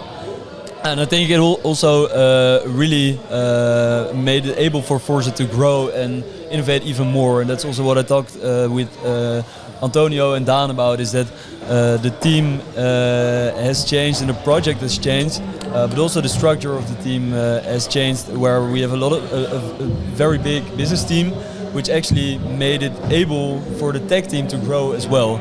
And that's what sometimes some people from tech forget, I think. But we are happy to facilitate that, I think so too, right? Yeah, with that I think we want to close off. Yeah, I think we have to wrap it up. Do you still hear? Yeah, so after this we will have Emiel van der Doel and Steven van der Kamp talking about the differences of a hydrogen electric racing car and a conventional combustion engine car. But first we will show you another video, and then they will come to the table. Thank you for watching again. The Netherlands and Venray Raceway.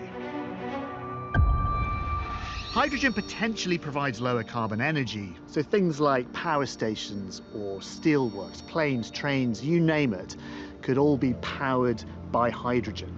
But how does it work? To find out, I've come to Forze Hydrogen Racing from the University of Delft. They're testing a race car powered by a hydrogen fuel cell, and I've been allowed to drive it. Fuel cell on in 3, 2, 1. Fuel cells are the key to harnessing hydrogen's emission-free power. Oh, this is magnificent! Believe it or not, this race car has no combustion engine driving it. And accelerate out the bend. Wow, the power of this! Only a fuel cell. So how does this hydrogen technology generate so much power? To understand that, we need to take this car apart.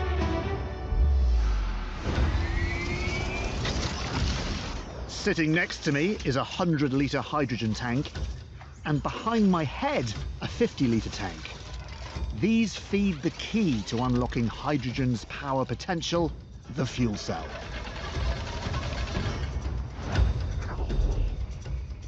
As hydrogen atoms travel between 2 charged plates, a membrane splits them into protons and electrons. The flowing electrons create an electric current, which in the case of the Forze car, passes through a series of super batteries to power an electric motor.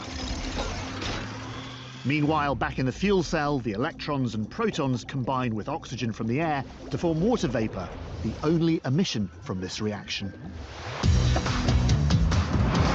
It drives just like an electric car, that smooth feeling you get when you push the pedal down. Okay, let's open it up a little bit.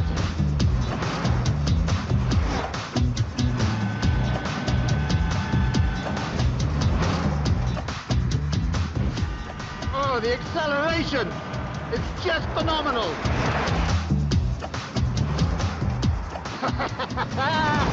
Okay, Dallas, box.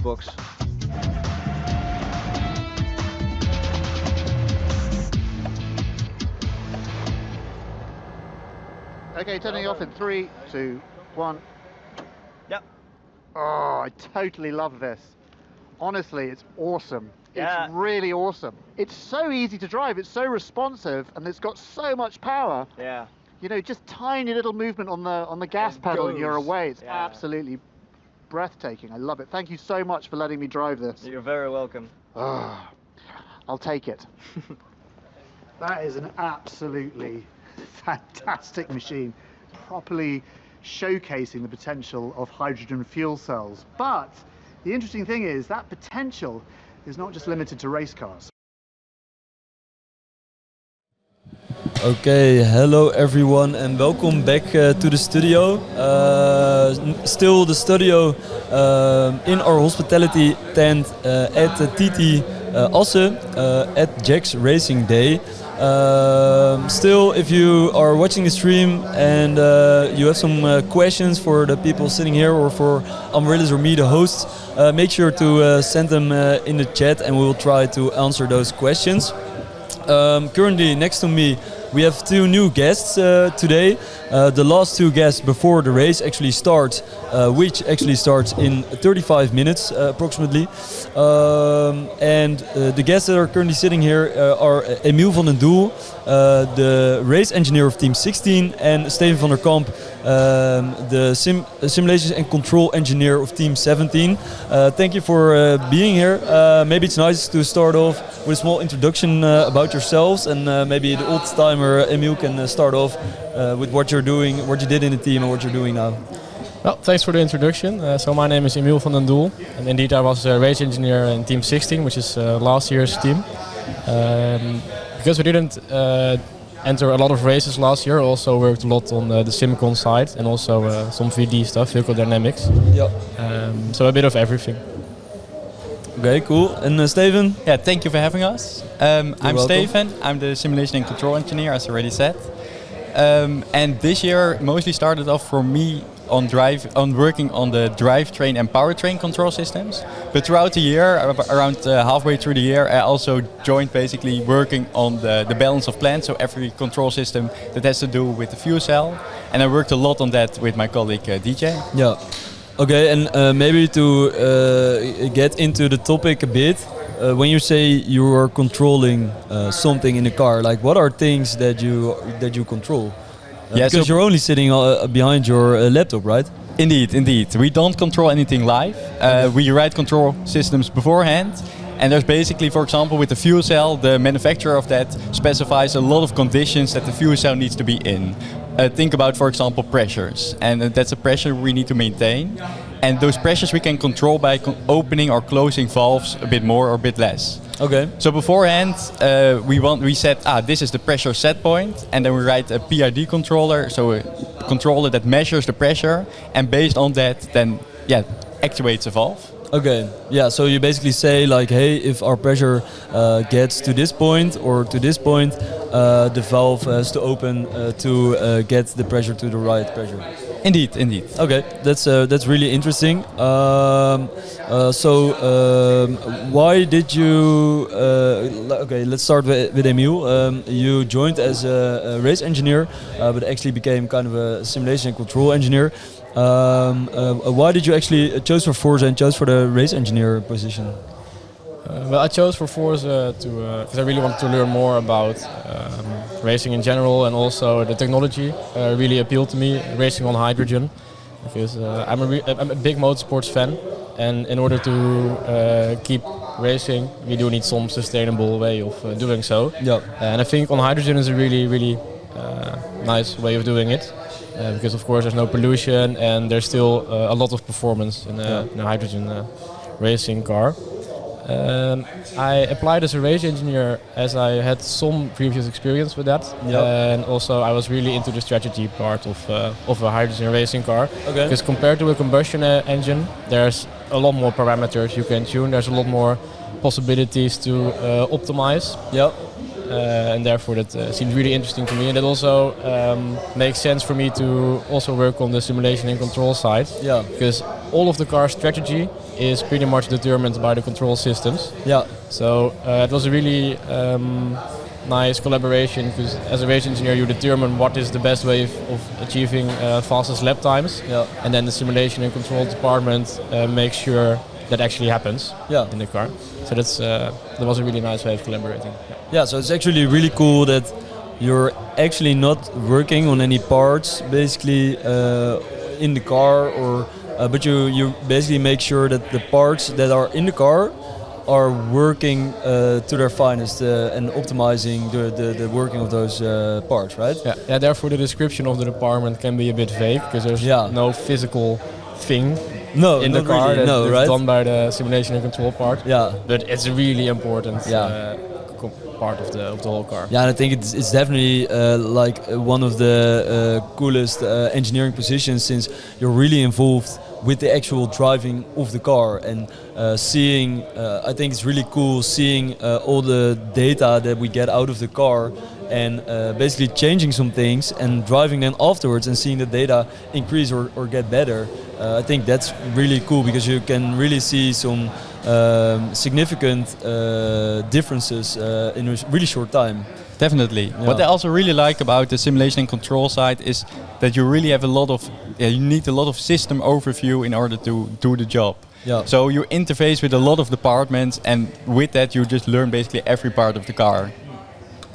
Yeah, because you're not focused on one part. No, you're basically working on the whole system, all of the systems in the car. So that's really cool too. But one of the topics we actually wanted to talk about with you was what are the differences between hydrogen racing cars and conventional combustion engine racing cars? Because of course, as a lot of you know probably, is that we are driving hydrogen electric, which is essentially it basically means that we are driving electric, which already differs a lot from a combustion engine. But hydrogen electric is also really different than just e-mobility. So maybe we can start off with how we actually get our electricity, because that's basically where it starts. Yes, indeed. That all happens in the fuel cell, of course. Something that's different compared to an electric car is that we need to do a physical reaction with the hydrogen and the oxygen in the air, and that we combine that in order to generate this electricity. Yeah. Yeah, and then that's basically how we get our power. Yeah, and that's how we get our power. And in a combustion engine, you get power through another way by combustion. What is the main difference in controlling a car that drives on a combustion engine compared to a hydrogen electric racing car? Is it like more control, less control, easier control, harder control? For a combustion engine, it's a lot easier. Okay. As a combustion engine is way less sensitive to errors. So for instance, if you put in double the amount of fuel, your engine won't work at all or not properly, but you can't really damage it. But if you put a bit too much pressure or air that's a bit too humid in a fuel cell, it can get damaged really quickly. So your margin of error is way smaller. And then with a combustion engine, you generate mechanical power instantly, and then you always have the same amount of power, basically. But for the fuel cell, it's a bit more dynamic. Yeah. So the fuel cell generates power that goes into an accumulator, which is made out of capacitors. Yeah. And then those capacitors, they drive the wheels, the electric motors of the car. Yeah. And there's a lot more variables there already. When are you going to charge, when you're going to use the power to actually drive the wheels. We can also brake regeneratively, so we can harvest some energy when braking. So that's already quite different. We also have mechanical brakes, of course. And then there's the decision, am I going to brake mechanically, which is faster, you can brake way harder. But then coming out of the corner, you may have a bit less acceleration because you didn't charge that accumulator. Yeah. So there's a fine line which is ideal. Yeah. And it's already a challenge to determine what is ideal. Yeah. And also having a driver actually do it is even way more difficult. Yeah. So that's also a task of SimCon to make sure for the driver it feels as normal as possible. Yeah. But on the background, a lot of things are going on. Yeah. So I think in comparison, both with the two cars, basically the hydrogen car, you have much more to optimize than in a combustion engine car, basically. But does it also get you into trouble a lot of times? That it's actually it's such a big systems and control within your car that it actually makes for problems. Yeah, go ahead. Thanks. So for a road car, it's very doable to make a control system, but in a race car, it's a bit more difficult because on track, it's very unpredictable. So maybe you're going on a straight, and then you think, okay, this is a long straight. I'm going to deploy as much as power as possible. Yeah. But then maybe you encounter another car component, and then you have to instantly change your strategy because maybe you want to brake later, brake earlier, and then that means the outcome of the next corner will be way different than what you expected. Yeah. And you didn't really plan your strategy for that. Yeah. So that's it can be very challenging indeed. Yeah. And every system in the car also connects to each other. You can't just change one small part because that will affect something else again. If you deploy more energy, you need more fuel cell power. And if you get more fuel cell power, you maybe have more heat again, which might lead to some problems again. Yeah, for sure. So all of this makes the task of a race engineer and simulation and control that much more interesting. Yeah. I think it's really really hard, and it makes for a really big challenge, but also it makes for a great challenge, and it makes your job as a simcon engineer or a race engineer much more interesting than doing the same role position at a team that races with a combustion engine. I think so. Yeah, the satisfaction that happens when you see the car actually do what it's supposed to do is just great. Yeah. Like on the track test, Yeah, and I think you guys kind of love data a bit, right? And you get really a lot of data out of this car, more than you would get out of a combustion engine car. I think also that we have way more sensors in our car than the average Formula One car. Yes. What do you have to think of, like double or triple or? Pretty much double, I believe. I think so too. Yeah. Wow. And it does really help us like fix problems. Sometimes we see a small problem and we can, due to the amount of sensors, really isolate it to a very small part within our system. Yeah. And then we can very specifically only change that part. Yeah. I think as of now, during development, there's about 400 sensors in the 300-400. F9. Yeah. And that will be reduced to about 200 to 300, I believe. Yeah. Because during testing, you just want more data because the whole physical system is made in-house as well. So we're now testing how that reacts, and when we identified the whole system, we can lose some sensors. Yeah. And I believe currently you also have sensors to basically sensor the sensors, or like, because you're not really sure. Like, of course we get our sensors from a trustable company, but yeah, you're never sure if your sensors give you the right data. So that also makes for a lot of extra sensors, right? Indeed. Double redundancy is always nice in a car that goes over curbs at 200 kilometers an hour, let's say. Yeah. So we have indeed very nice high quality sensors, but some of them were never used in this application. Yeah. So it's a bit unknown on how they react. So. And also some sensors right now we need them to make certain mappings to really learn our systems. But the moment we actually know our system and make this, like, collected the data of it, we don't need the sensor anymore because we can always fall back on that mapping. Yeah, you know what happens when this or when this. Exactly. Yeah. Now that I'm thinking of it, doesn't like at the moment the Forze 9 is not doesn't have all the systems in the car. Of course, it's not finished yet. Is the Forze 9 only finished when the simcon engineers are finished with the car? Isn't it like the last piece of the puzzle? I think we're never finished with simulation and control. I think asking a simulation and control engineer whether they're the most important part at the end of the stint is a simple question to answer for us. No, but like you can always optimize it. So that's indeed like once the mechanical system is done, we can still continue and get that last percent of data, last percent of performance out of the car. Yeah, it really comes to that last data and percentage. Yeah. Okay, really nice, really great to hear. But the finishing of the Forze 9, I think will will still take some time, but at least the racing we will probably see soon. So that is definitely. that is great. Okay, yeah, I see. We still have some time left. Steven, maybe more a question for you. We've been track testing a lot for the last few weeks, few months, few days.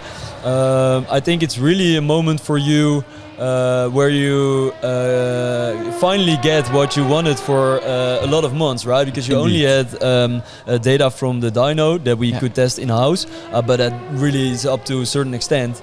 So how was it for you? I think it's good to realize the difference between in-house testing, so on a dyno, just with a stationary car where only the wheels are turning, and actually on track. I think the major part is vibration. Suddenly everything moves. If you drive away, there are some oscillations maybe in drive shafts. And then certain things happen that might be unexpected. Besides that, you suddenly have additional feedback from the driver. So not only data, but actually the driver says, hey, this feels a bit finicky, maybe we should change it. So you really learn a lot by it. But of course you also have more data, so even more work to do. But that's only fun. What do you trust more, your driver or your data? Data. Data? Yeah, you do the data. Hands down, no question about it. Okay. Have you ever had discussions with the driver on that, or? Most of the time they align, I think. Okay. Then again, so of course data is always right, or at least if your measurings are right, your data is right.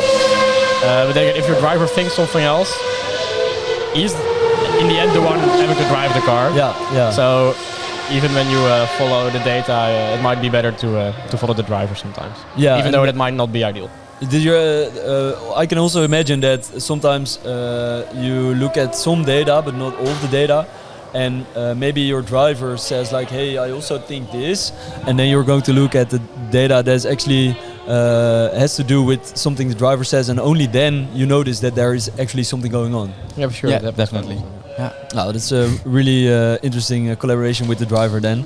I think for now it was really interesting to talk with you guys about the simulation and control within our car, and also the race engineering aspect. So I really want to thank you, Steven and Emil, for joining this Forze Track Talk. I think there is only 20 minutes left till the Forze 9 is actually, and the Forze 8 is actually going to drive, so it's really exciting. For now we have a small video again, and then Amaryllis and I will be here again to end the radio, and after that we will see the Forze 9 race. So for now, thank you very much, and I hope you will enjoy the demo laps in a second. Exciting stuff.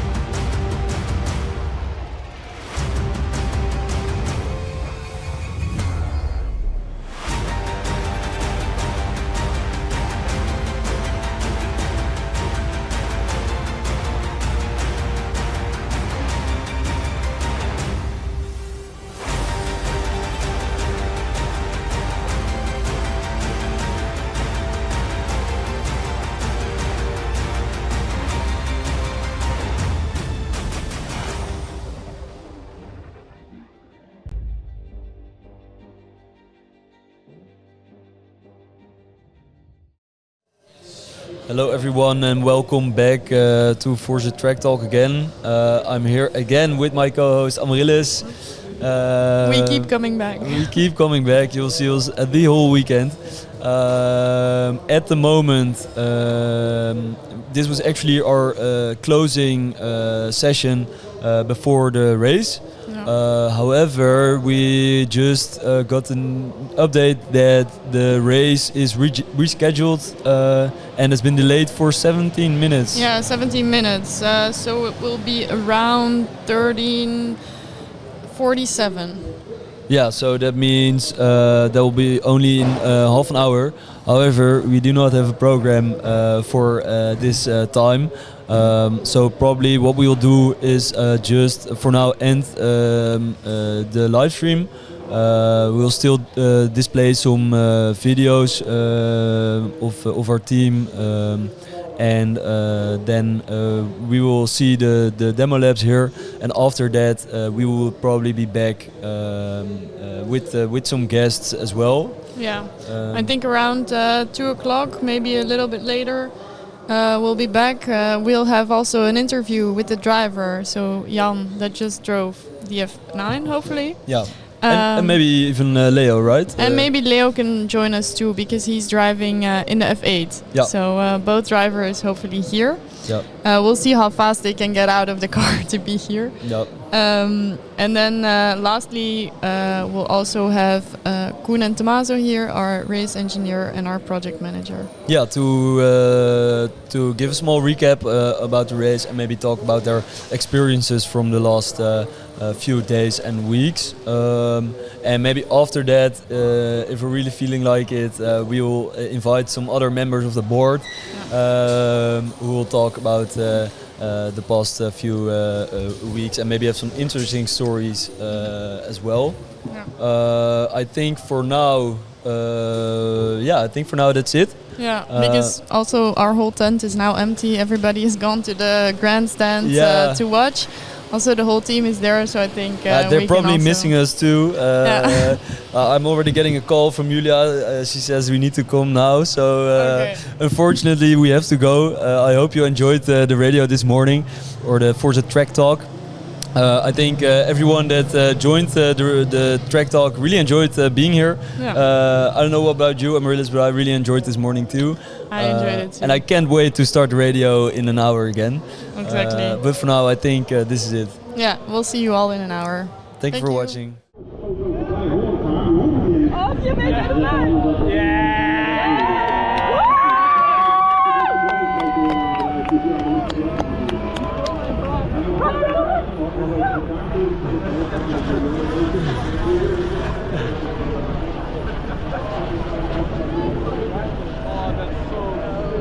Car works.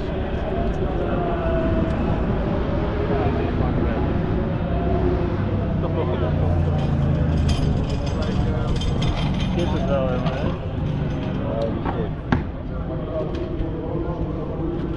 Ja. Oh, jongen. Ik heb nooit twee auto's die zo gaan rijden, zo vet. Nee. Heb ik niet gezegd. Die was zelf. Oh shit. Ja. Oh Leo. Joh. Even rustig.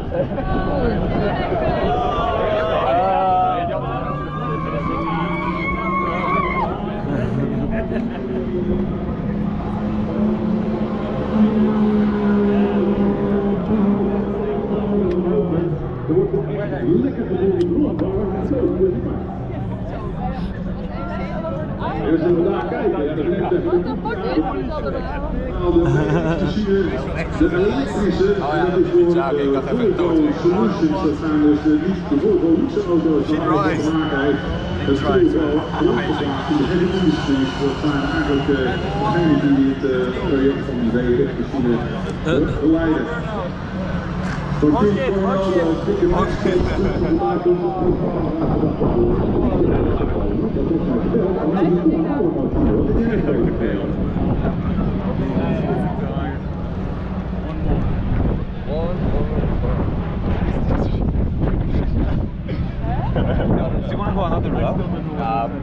If if like all data looks good, I think they are going to try one more.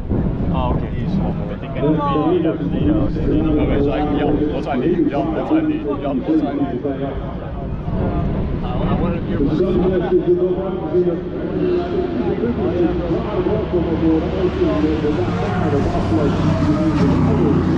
These guys have a feeling that that race very hard. Anyway, they can do one climbing up like a 90 hotel.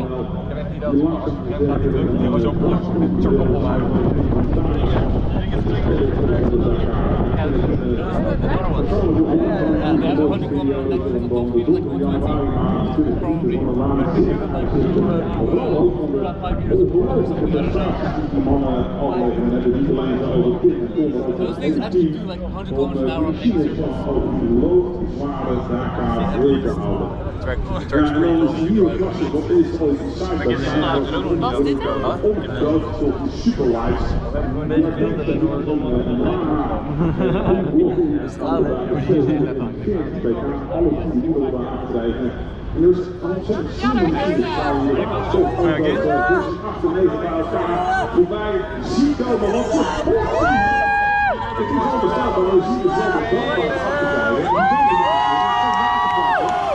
Ja, dat is echt in het water onvoorstelbaar. Het is heel mooi om te zien dat ze deze technologie Ja. Nou, ze doen het gewoon, ja. Ze doen het gewoon. Rondje gereden, hè? Ja, dat is de eerste keer in hoeveel jaar? Ja. 2019. Dat zijn die wagens verkomen worden.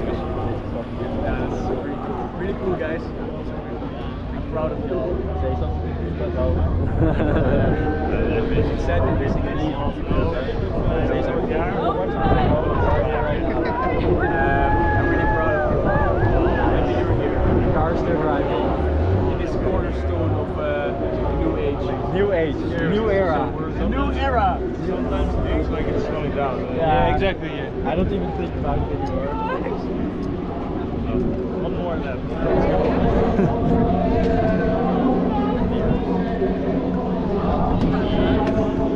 Let's go!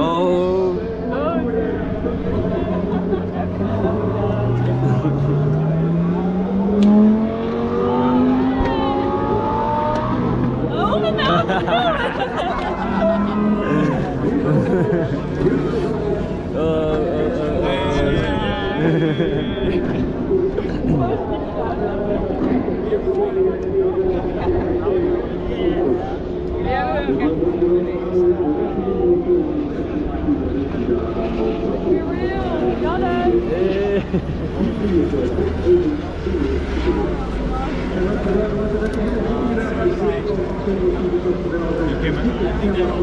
Ah, tough. Oh, Thanks guys for finishing off this project. Let's keep pushing. Long time in the making. Fucking epic.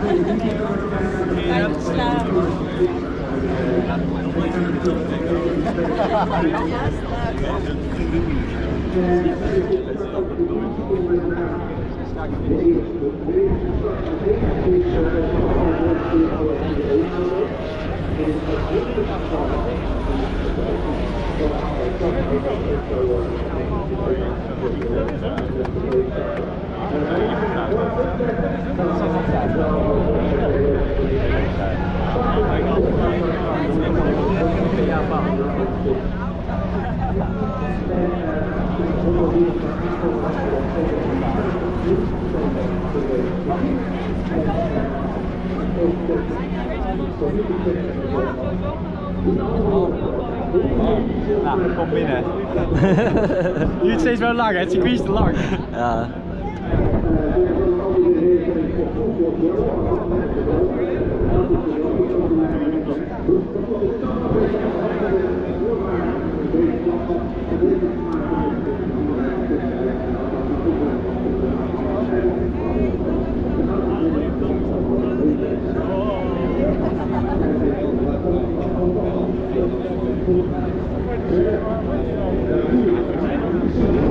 Waar zijn wij dan nou?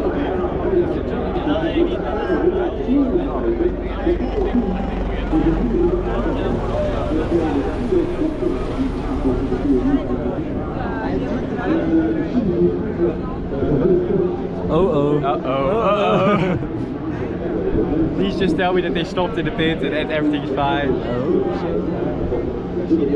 Any update?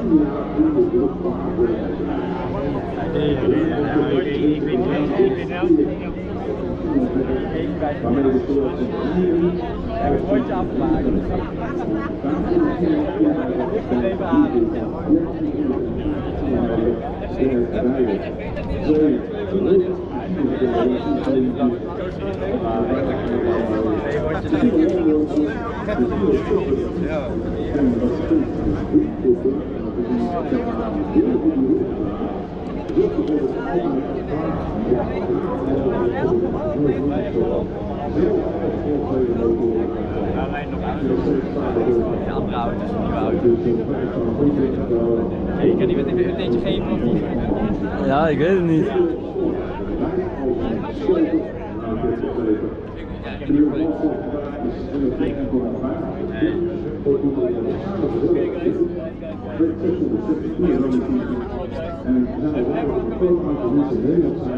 Die dit product op de markt hebben en al ingeschreven hebben en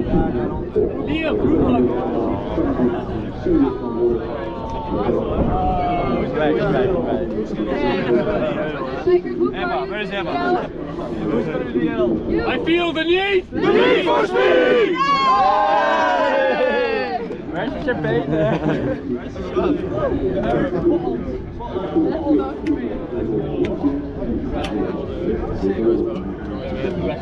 Congratulations. Good job.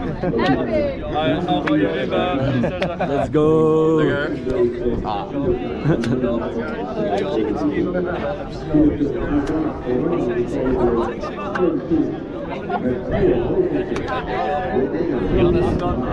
Good job. You too, man. You too. Amazing. Amazing.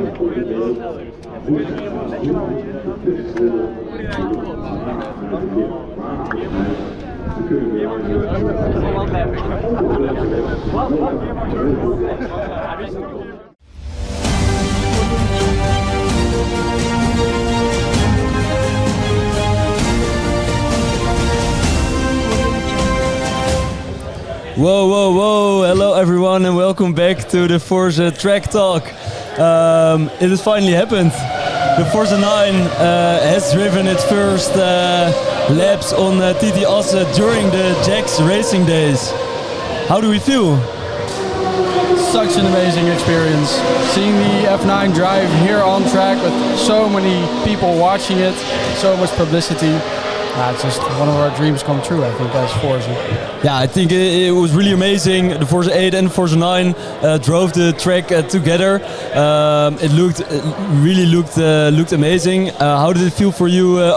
First we're gonna do a small introduction because we have two new guests at the table in the radio, namely Tommaso, race engineer of Team 17, and Koen, our project manager of Team 17. So maybe you can introduce yourself a little bit more, Tommaso. Yeah, hi everyone, I'm Tommaso. As Jan has mentioned, I'm race engineer of this year. And mainly my project this year was leading the development of the car at the test bench. So to the whole procedure from a test bench to a driving car. Oh, and it went so well, eh? Yeah, it was amazing. It was unbelievable. amazing. Okay, Koen now. So I'm Koen, I'm this year's project manager. Mainly I've been focusing on how to actually get the car to Assen. It's one big puzzle with so many pieces that have to come together in the right way, and we managed to pull it off this year, and it's such an amazing achievement. It feels amazing to hit this milestone, being able to cross it off, and look what's ahead of us on the horizon. Yeah. Let's talk a bit about the demo lab. Tommaso, from your point of view, how was it? Yeah, as I said, it was unbelievable. especially the waiting part there, we had to stand 30 minutes there in line with other cars that already had their engines on, and we were just standing still there. The pressure was very high, but then when they both drove off, it was an incredible feeling. There were some interesting radio communications about the other car going a bit too slow, the two drivers a bit battling a bit as much as they could, and seeing them very close, both gave me a heart attack, but also quite a lot of emotions. Nice. And you, Koen, you were in the tower with race control, I think. How was that? Yeah, it was very interesting to see behind the scenes how they act there, how casual they're actually sitting there. Because it was such a big moment for us. They were just laughing, having their lunch, eating their boerenkool and such, having jokes, and I was there shaking hands. There was a camera actually pointed at both cars where you could see them lining up. And I could see Tommaso and Quinten, I could see them walking around, pacing around the car, waiting for the eager moment to actually be able to start. I think I got a call from you almost every minute, like, Koen, when can we start? When can we start? I was like, I'm checking, Tommaso, I'm checking. Yeah, the tension was very high. The tension was indeed very high. I think like 5 minutes before you actually got to drive, I also came by the car, and everyone was just calmly waiting there. But yeah, I don't know, it was a real, a lot of tension was there as well. Were you actually in the control room or race control on your own, or? Yeah, so I was there as like the only person from Forza. I was there. Yeah. Actually, quite funny. I saw someone from Superbike Twente also come in. Unfortunately, they had to leave again because their Superbike wouldn't really start up. So I was the only student there with, I think, like 10 other like 58-year-old men who have been part of the motorsport for so long. It's very strange. You could see all the screens there. I didn't even know where to look. There were so many screens. I saw cars coming by left, right. I didn't even know what was happening. Yeah. That was very cool to see it behind the scenes. Yeah, but and you like at the moment that we saw the car driving past, we were the whole group, and we were like partying and shouting and yelling. You were on your own there. I don't think you were shouting in there, were you? No, I was shouting a little bit. I jumped up from my chair because I was not sitting next to a window. I left the porters on the desk. I ran to the window to actually see both cars driving across the straight. It was a bit tense moment for me as well. The guys were looking at me like, what the fuck is this guy doing? Excuse me for my language, but that was what their faces looked like. Yeah, you guys had a pretty good view, I have to say, from up there. Yeah, Not definitely. We got to see the car on like two places on the track, so that was really cool. Everyone was running forth and back to see the cars, and yeah, it was amazing. And were you ever doubting that the car was going to drive when you were waiting there for half an hour? No. Why would I? Don't lie. It always works so smooth. No, I must say, this time I felt quite confident because we had some incredible progress over the past days, especially also in terms of reliability. So we did many startups also here. So I was so nervous that I tried it twice, and normally we only try it once here, and then we tried it there as well to really make sure we could get a reliable car and we were ready to start off. Yeah. There was a panic moment before where we had an issue. We thought one of the sensors was disconnected, and we didn't know if that was gonna give a problem or not. So this gave us a bit of a heart attack right there. So we had to start up the car once. It was when you were already waiting. When you were waiting, when we were waiting there. So that was a bit of a critical moment. So I did try it once, and it went well. So then we just waited with the car off. But I think these past few days, I mean, with all of the testing we've been doing, all of the disassembly and assembly, and seeing the car turn back on quite quickly after those huge maintenance, I think that gave us a lot of confidence that car would actually start. Yeah. How did you guys experience the last few weeks and certainly days after the setback we got on Tuesday? It was a roller coaster. Yeah, really a roller coaster of emotions. As in the past weeks, the progress that the team has made was incredible. We were really approaching the race in the best possible condition. And of course, we had that major setback on track test. However, this shouldn't deny the fact that we still achieved like a major achievement.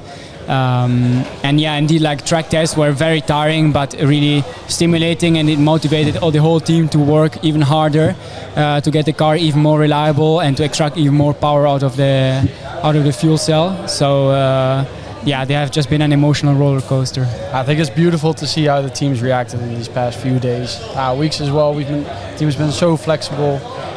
Plans have been changing left and right. Shit went wrong.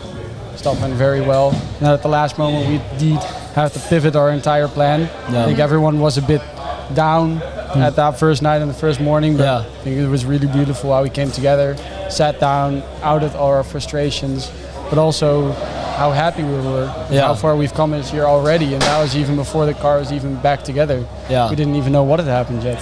Yeah, indeed, and the fact that we got that specific issue to our gearbox means that we already achieved at that point a car at a level where we are able to find those issues, which means pushing a car to almost the maximum performance it has at the current state for longer laps, which means that indeed, like, it was already a major achievement, the fact that we indeed encountered this issue. Yeah. So if we have to look at the bright side from it, this is one. Yeah, definitely. It just shows tremendous strength. Yeah. To be able to overcome those challenges, be here again at Assen. I mean, that's the goal. That has been the goal for the entire year already. Yeah. I don't think the team ever wanted to give that up. No, definitely not. Yeah, but how did you keep the motivation after the setback of the gearbox? So I think there the board and had a good job to motivate the whole team up. Personally, those days I wasn't very present at Forze due to health issues, so it was also very hard. But then when I came back, I really felt a lot of energy coming from the team. I came in 2 days after the incident happened, and really I think the fact that we were all there together in this really helped me gain like motivation again and the strength to overcome it as well. Yeah, I can remember the moment. I think it was like Thursday or Wednesday. When they just discovered that there was a problem with the other gearbox too, and that we had to take it apart again. Yeah. And we were sitting at the lounge at Forze, and it was Quinten and Eva telling us like, hey, this is a new plan. We're gonna work overnight to fix the gearbox, and then we're going to test on Friday. And Friday night, even if it's needed, and then through the night drive to Assen and drive there. And I saw a lot of long faces at that moment, and there were a few people saying like, "Hey, at what point are you going to say like it's not going to work anymore?" And Quinten said like, "Saturday at 13:36, if the car's not working, then I give up."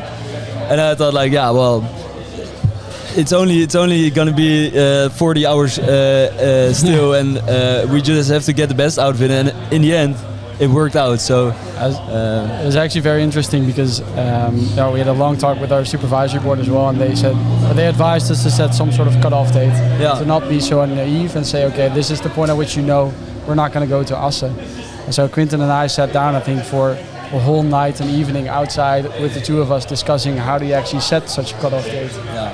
And every scenario we come up with, we didn't accept. Like, you decided not to set. There was no cutoff date. There was no point at which we would say we're not going to make it. Yeah. It was only the Sunday before the second race, at the very first second, the lights would go off. That was our cutoff date. Yeah. Yeah, and this just shows how much we believed in this project and how much we pushed for this, as such that it was impossible to set such a cutoff date, because it would just, everybody was keen on willing to push until the very last moment to achieve this, and we were definitely not going to give up 2 days before because of an issue that we knew we could have solved. Yeah, even if there was the slightest chance, 0.001% chance, I would still not give up. I mean, there's still a chance you're going to make it, so why give up? There's always a chance, definitely. And it shows because we actually achieved it. So I think it's best that we actually pushed through. Yeah, I think there was a really nice saying from somebody in the team that said the race would have been the cherry on the cake, but the cake was good. But I think we can also call this a cherry on the cake, our demo lap right now. So yeah, definitely.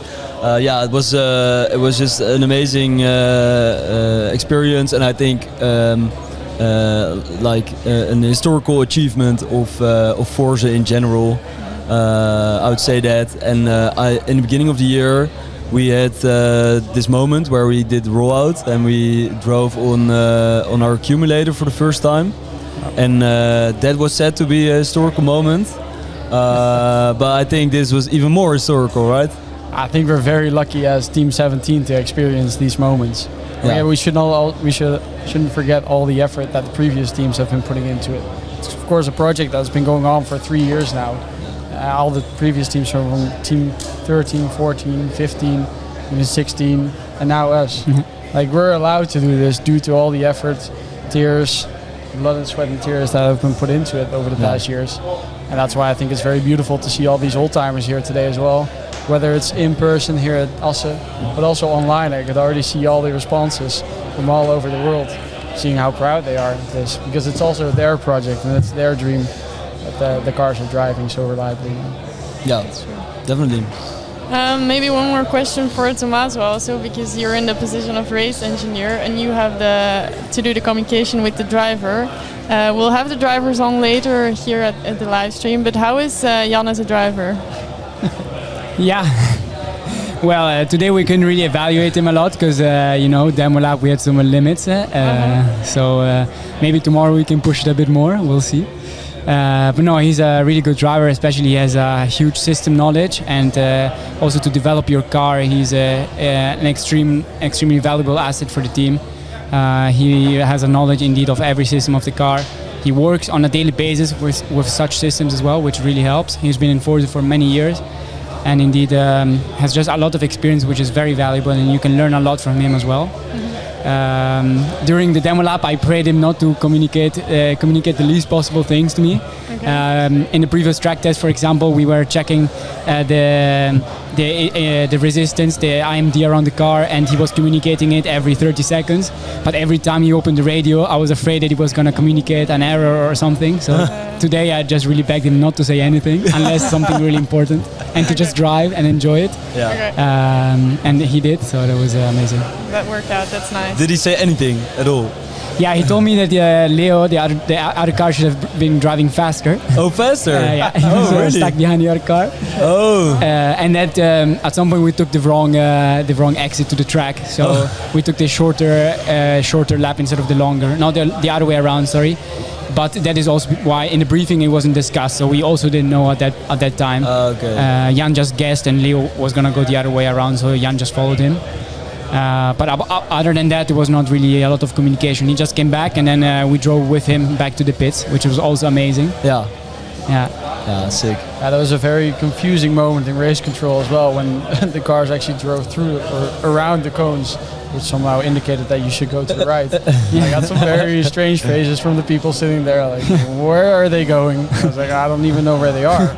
They're somewhere on track, you know. Yeah, but I think we're all good on that front. Yeah, definitely. How has it been as a race engineer at Assen now? It's the first time you're getting to be a real race engineer now. Yeah, first time. Well, as I said before, it was the waiting there was not a really valuable experience, but very, very tense. And then indeed, when the car just drives, at the same time you want to look at it, so you do want to go around and have a look at the corners. At the same time, you need to try to remain focused and ready to respond to any driver communication and beyond reach in case to talk to him. So indeed, it requires a lot of focus also while it drives, and you need to try to keep your calm because indeed to be available for the driver the whole time. Yeah, well, really, really amazing again to hear all the stories and all your experiences too. I think for now we are going to move on to an interview with both of the drivers of the Forze 8 and the Forze 9 and ask them about their experience. Yeah, exactly. I think we have one last soundbite that we need to put in because Tommaso is sitting here. Oh yeah, I think that's you know right. which button it is, right? It's this one. It's not the red button. It is the red button. Great work, guys. Let's keep pushing. Okay, thank you guys for joining the radio, and we'll speak to you soon. Thank you.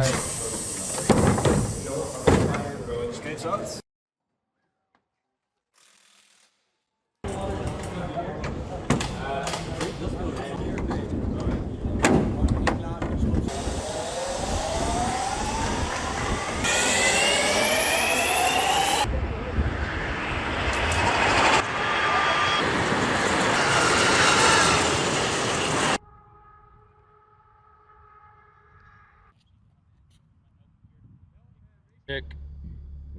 Ja, hij beweegt. Ja, ga maar rijden, ga maar rijden.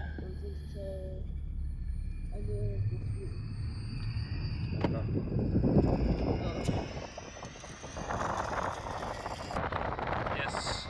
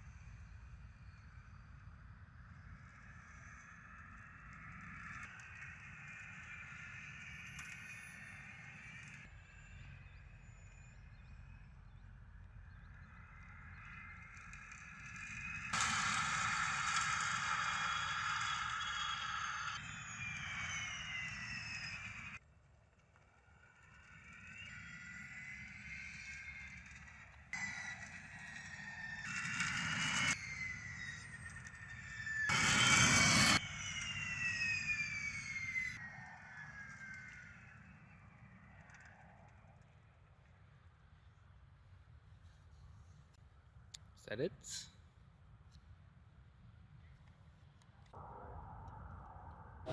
Okay, hello everyone and welcome back to our studio at TT Assen during Jack's Racing Day. Currently we are sitting here with two of our drivers that have just driven the demo lab with the Forze 8 and the Forze 9. Leo, Jan, welcome to the show. Great to have you here and amazing to do a short interview with you after the demo lab. Maybe it's cool to do a small introduction about who you are, what you do. So maybe Leo, you can tell a bit about yourself. Yeah, I'm Leo, born in Nieuwekerk, which is close to Delft. I studied more than 6 years in Delft. First my bachelor, then my master. And during my bachelor I joined Forze. As a minor back then, it was still possible to like do one half year full time. Okay. So I joined Forze to do vehicle dynamics, and actually Jan brought me in to start driving the car as well, because back then I was driving myself. And which team were you minor student? Which year was it? You were full time. Which year? It was 2013. It's long ago. So team 7 or something. Yeah, team 7. Team 7. Yeah. Okay. Cool. Yeah, 2012. 12 and 13. Yeah. What was? No, 13, 14. No, oh yeah, the way you did the studies was 13-14, but I think in 2012 I already joined. Yeah, of course. As a driver. And back then I was doing racing still. I think I drove the Supercar Challenge. Yeah. I drove the Supercar Challenge myself. Oh wow! In the super sport class. Yeah. Actually, with one of the Ziloets we were battling with in 2019, which was quite funny. Oh wow. Detail, let's say. Yeah. And yeah, after masters, and now I work for Van Amersfoort Racing in Formula 2 and Formula 3. Oh wow! So yeah, it's a nice combination. I mean, I learned a lot obviously with Forza, and now I can feed in from the professional motorsport world. I can feed in information back to Forza and help, especially vehicle dynamics where they need help. So next to driving, sometimes from time to time, are you also involved in other ways still with Forza? As I said, I mean, I'm working full-time in motorsport, so almost half a year I'm on the road. Mm-hmm. I just came back from Spa-Francorchamps, for example. But with the platform we have, there are sometimes questions about, especially vehicle dynamics related or race engineering related, that I try to help. But obviously, yeah, it's sometimes difficult to combine with exactly. working in motorsport that I do myself. So. Exactly. But I try always to answer within a reasonable time. It's still a hobby, yeah. So yeah. Jan, could you introduce yourself and maybe tell how you became the driver of Forze? Yeah, that's actually a long story. So I started my studies in Delft in 2010, and back then I was also racing, but more in historic cars. And I wanted to do some of the one of the dream teams, and I selected Forze because it was the biggest car, the fastest car, and yeah, much more like a lot like my passion and my hobby with the historic cars. An actual racing team, right? Yeah, an actual racing team. So I joined as a part-time driver already in the Formula Student time. So then I did with the Forza 5. I competed with the team in the Formula Student competition. And after that, I did just like Leo and Minor in the same year. I did it on the fuel cell system, or on the fuel cell stack actually, was my subject. And after that, I decided to do a full-time year at Forze, so in the board as a financial manager and technical manager. And after that, I just stayed and did my best to push the team forward. Yeah. And then in 2017, with some of the old team members of the team, we founded basically a spin-off startup, Zep Solutions. Yeah. So that's my daily job now for 7 years, working in the fuel cell industry for all kinds of heavy-duty applications. And I still try to push the team forward with the experience that I gain in that respect. Yeah. Yeah, because you're still quite involved in the whole Forze team. Can you tell us how you stay involved with everything? Yeah, it's basically a magnet for me. So it's an addiction. So I just like the progression that we made in the past 10 years. I mean, back then we hoped it would be much faster, of course. But if you look at the past 10 years, how we went from a Formula Student car to the two cars that we could now drive today on the track.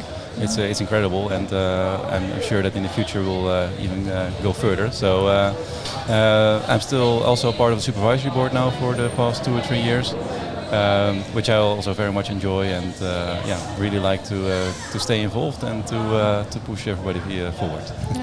Yeah. How was it driving the demo lab just now with both cars on track? I mean, it's really nice to see, and I think it's for everyone here working so hard to get both cars out there is really nice. It's a pleasure to do it for everyone that is working so hard to get the cars side by side on the main straight. In the end, it's unfortunately not racing, so the speeds are not very high, but being together already on track is already a big achievement. We shouldn't forget that the Forze 8 is already now 5 years into retirement, basically. This last race was in 2019, so it's also a big achievement of the team to keep that up and running. And the Forze 9 is now really making its first baby steps. And right now we should be almost the same speed, I think, but I'm sure that the F9 will quickly overtake the F8 and go much faster. Yeah, I also heard that during the demo lab, I believe Jan stated that you should have driven faster, Leo. Did you also have communication with each other? I don't think so, right? No, we didn't have communication, but we also push each other forward. Huh? So, I mean, in the weekends that we have driven in the past, so 2017 and 2019, then either one of us is driving, and there's no hard feelings if one is driving and the other not. Yeah. But often we try to be still there as a support. So I mean, we are both experienced within the motorsport world from a working point of view, but also from a driving point of view. Yeah. So we can help each other in the weekend, like to do the stuff that you need experience for. So, I mean, the basic stuff like scrutineering, belt check, just. Things you might forget if you never do a race. Usually, Leo develops all the suspension and all the handling issues, and I do the powertrain issues, and together we are quite a nice team and supplement each other on different fields. So that's very nice. That's very nice. I mean, it's a nice example. But in 2019 or even 2017, we had the simulator, which is standing here in the awning, as a tool to prepare ourselves in where to regen, where to, don't waste energy and actually go to quicker lap times by sometimes feeling slower because you have to recuperate the energy and then deploy it somewhere else on track. Okay, how is it to be driver of a student team compared to driving in other teams, as you all have experience in that? It's sometimes challenging. Like we have to be aware that we are working with students and not professionals, people that make their first steps into motorsport. Can make mistakes or just don't know about obvious things that we know are obvious but unknown to these people. So we always try to keep our eyes open and their ears open and sometimes make a bit of a comment somewhere.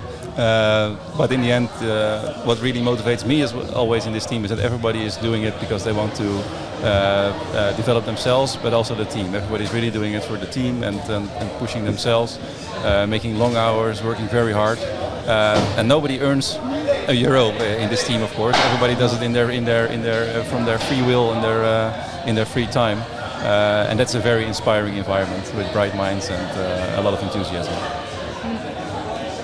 Nothing to add on that one. Yeah, I think what is really cool to see as well, and what I've seen in the past few weeks with the track tests that we've done, when you were driving a car, and when we would do the debrief of the track test, or even just after a track test, when we basically got a log or a debrief from you, there were like really a lot of bullet points on things you had to elaborate on, whereas I as as a spectator didn't really like see anything or so many things. I saw a lot of things where you put in your knowledge to make the car a better car, and to make sure that all of the team members or the whole pit crew was working better together as well. So I think that's really valuable for us as well. So then the experience comes in very handy too. Yeah, that's certainly in this stage of the development, when the car is really making its first baby steps. There you can still make so much improvement. So that's the nicest time basically. I hope in a few months we're up to speed, and then of course there will be fine tuning. Then Leo will probably come into play and complain a lot about different tire temperatures and these kind of things. Yeah. But it's really nice to step by step go further and further. And the past weeks we have made so much progress. We basically went from a non-functional car that didn't turn a single wheel to a properly driving car until we had a small failure this week. Yeah. I don't know if I We talked about it. You talked about it. Okay. Yeah. So that was very unfortunate, but up to then it was really incredible how much progress we made. So let's regain that momentum and push forward. Exactly, because as you said, the F9 is now doing its first baby steps. Can you already feel the difference in driving the F9 and the F8? I feel that the F9 is a bit longer, of course. So we have to recalibrate ourselves that the front is a bit longer and the rear is a bit longer. In this phase of development, I think that the F9 is a bit easier to handle. We have to see how that goes on track, of course, but it seems to be a bit more stable than the F8. And it has a lot more potential in terms of power. So, of course, we are looking forward to having bigger fuel cell power, sustained fuel cell powers, and bigger traction powers that we are going to do in the near future. It's looking very promising. I think in the past, like on Monday, I think we're already up to the speed of the F8 basically on a lap time basis. Yeah. And we were not at, I think we were at maybe 8 or 70% of the fuel cell power that we could actually do in the next few months. It's really looking very good. Yeah, how do you guys see the future of Forza? How do you see it developing in the next few years? I think first of all, if you want to promote hydrogen, go out and do more races. And I think, we are getting there, and that should be, in my opinion, the goal with the F9, that we show ourselves a bit more, but also against to the, like we did in the past, to the fossil fuel powered cars. Yeah. I think based on that, the team will be growing and getting more exposure. Where it will end up, difficult to say for me. Yeah, I think in 2015, so let's say 8-9 years ago, we were doing 2 minutes 30 or something on the track, and now we are at 1 minute 50. So it's already 40 seconds faster per lap. And if you see the specification that F9 can do next year with all the extra fuel cells installed and extra motors installed, then it's really looking very good that we can really compete against very fast combustion engine cars. And that is really the best way to show that hydrogen is a good alternative to fossil fuels. So the time of the long development of the you see that is a lot of noise. Combustion is so annoying. Yeah, it's so annoying. But the long development period of the baby steps of the F9 are now over, and now it's really getting it up to speed and go racing. Yeah, really nice. One thing about the demo lab that I heard also that in the end of the demo lab, I believe there was a point where you should go right or something. There were some marks, but you just drove around marks or something. What happened there? We only know the full lap, so we're not doing the baby laps. Yeah, but eventually you both managed to drive 2 full laps, right? Or yes. Yeah, I think the schedule was a little bit delayed, so I think they shortened the demo a little bit. But tomorrow we can go again, and then maybe we go a bit faster tomorrow. Push it, Sure. push it. Great work, guys. Let's keep pushing. And then maybe to finish off, we have some dilemmas. You just have to answer with one of the two. Driving Who starts first? Sorry? Who starts first? That's already dilemma 1. Yeah. Who answers? I think you can both answer together. Who's fastest? Exactly. Driving in the wet or dry? Wet. Driving with a hydrogen car or combustion engine car? Political answer. You choose. I think it's like modern. They don't want you to talk, Jan. The fossil-powered cars are too loud. Yeah. No, for me it's if it's a new modern car, I would say hydrogen. If it's an old historic car, then combustion. Yeah. It's very easy because there's also no historic fuel cell car. But the Forze 1, 2, 3. But if you will put an hydrogen fuel stack in your BMW, you would drive it more preferred than with the no, because that's an old car. Well, I do like the new way of driving with the hydrogen car, that you have to use the regenerative braking a lot.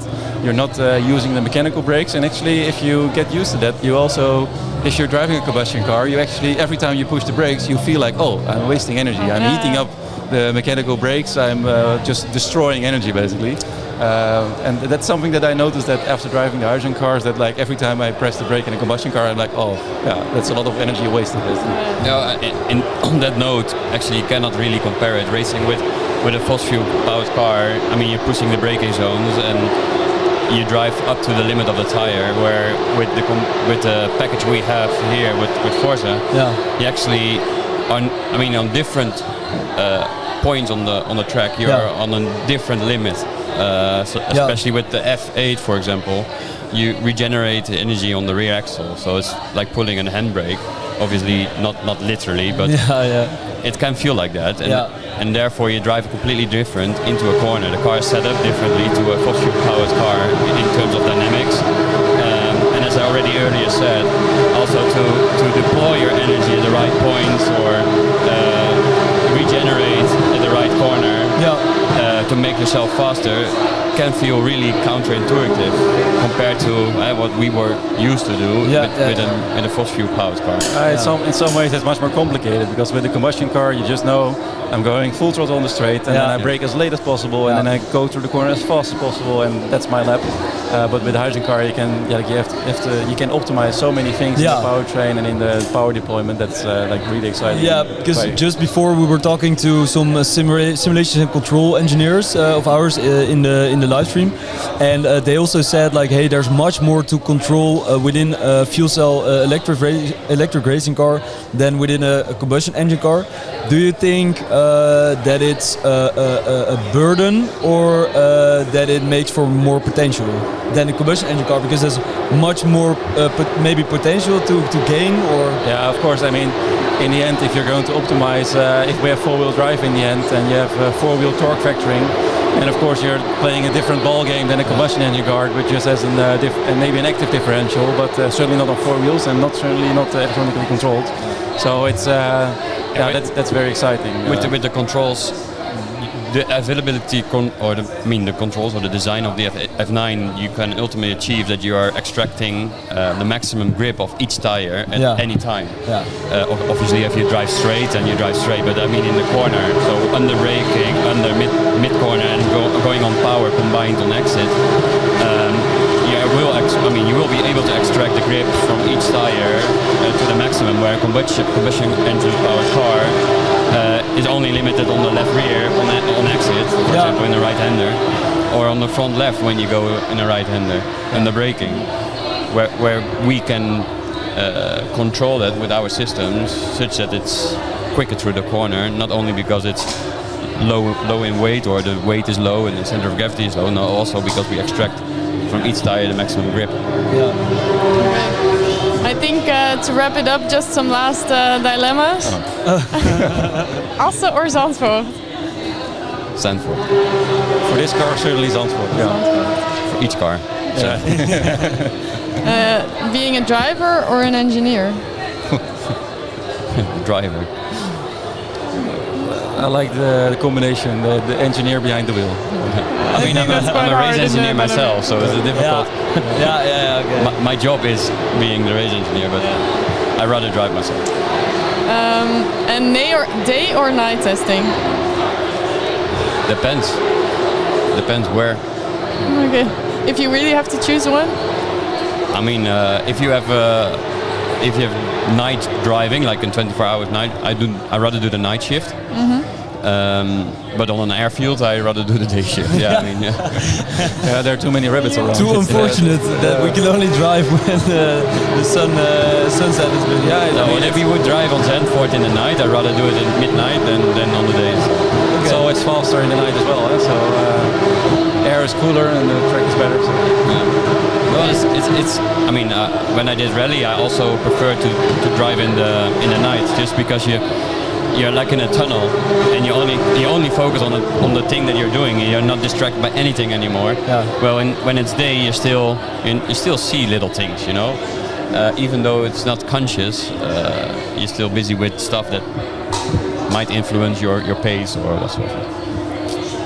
Okay, great. I think that was it for today. I think so too. Thank you very much for joining us at the live stream today. Thank you also for a lot for driving today, driving the demo labs. I think it felt like a real accomplishment for the whole team, for you, for the previous teams that have worked on this car. So I think that was really cool, and we really put something today together, and hopefully tomorrow will be as exciting or even more exciting than today. So thank you very much for that. Thank you. It's our pleasure. I want to close on that and see you in a bit with the closing session. The Netherlands and Venray Raceway. Hydrogen potentially provides lower carbon energy, so things like power stations or steelworks, planes, trains, you name it, could all be powered by hydrogen. But how does it work? To find out, I've come to Forze Hydrogen Racing from the University of Delft.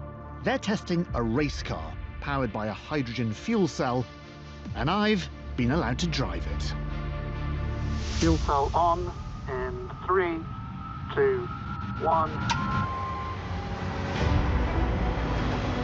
Fuel cells are the key to harnessing hydrogen's emission-free power. Oh, this is magnificent! Believe it or not, this race car has no combustion engine driving it. And accelerate out the bend. Wow, the power of this! Only a fuel cell. So how does this hydrogen technology generate so much power? To understand that, we need to take this car apart.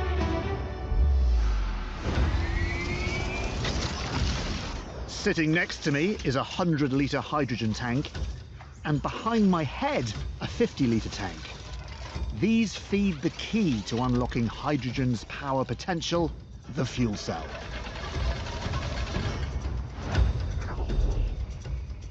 As hydrogen atoms travel between two charged plates, a membrane splits them into protons and electrons. The flowing electrons create an electric current, which in the case of the Forza car, passes through a series of super batteries to power an...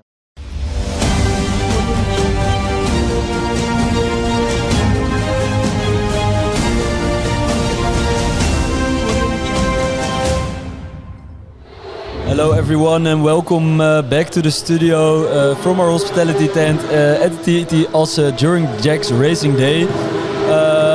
Today we have spoken with a lot of interesting team members, all team members, drivers, and we really had some interesting conversations, right? Yeah, I think we had a lot of interesting guests, and it was overall a very good day, a very historic day also for Forza, to be able to see the F8 and F9 drive on the track together, and of course the first time for the Forza 9. Yeah, so for today the program of the Forze Track Talk is finished. Tomorrow we will be back with a full day of Forze Track Talk again. Amaryllis and I will be the host again, so I hope you liked it today if you have watched the whole day. But we will have some new and interesting guests tomorrow and some interesting topics as well. Yeah, we'll have again different old-timers and current team members. We'll first start with some people from the business department, and we'll talk about promoting hydrogen to the world.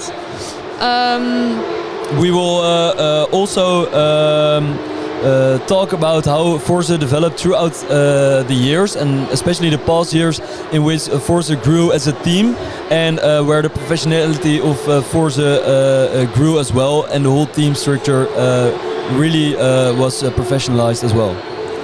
Yeah, and then our last guest slot is for two people on our own team that have been testing a lot these years, so we'll hear their stories about life at the test bench. And not to forget, as we did today, tomorrow we're also going to drive some demo laps, again with the Forza 8 and the Forza 9. It's very promising to be really amazing again. We will drive at 5 past 3. 5 past 3 tomorrow. So I hope to see you again then. And after that we will do a little bit of a recap, same as we did today again. And then the weekend is already over. Yeah, I hope you enjoyed it today, and hopefully we'll see you tomorrow. Yeah, so with this we want to close off, and now you'll see some raw footage of the demo lap of today. So enjoy, and thanks for watching. Thank you. Bye.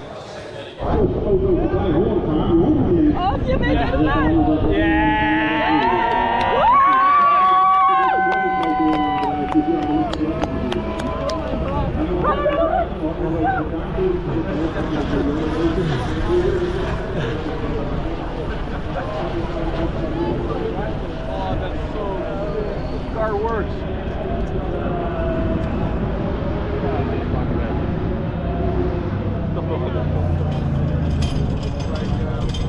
Kippenvel, jongen.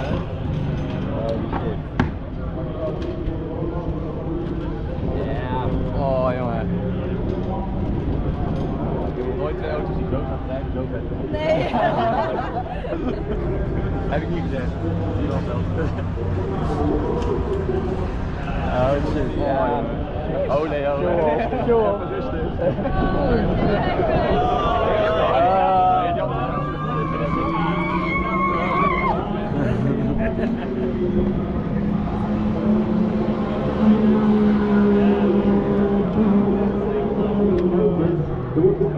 Lekker gevonden.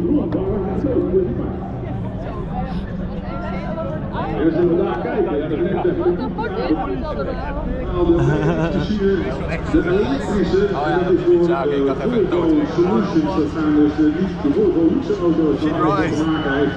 Het is Volvo de heavy industries, dat zijn eigenlijk degenen die het project van die VRX-machine begeleiden. Voor Team Coronado, dikke Mexican,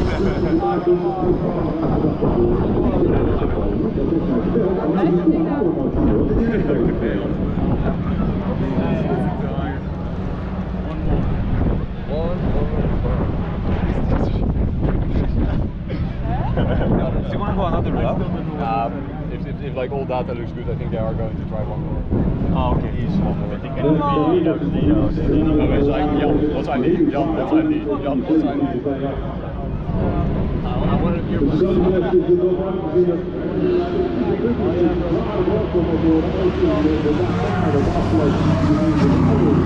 These guys have I have a feeling that the now race very hard anywhere. They can do one climbing up like a 90 hotel. Die was ook zo koppel uit.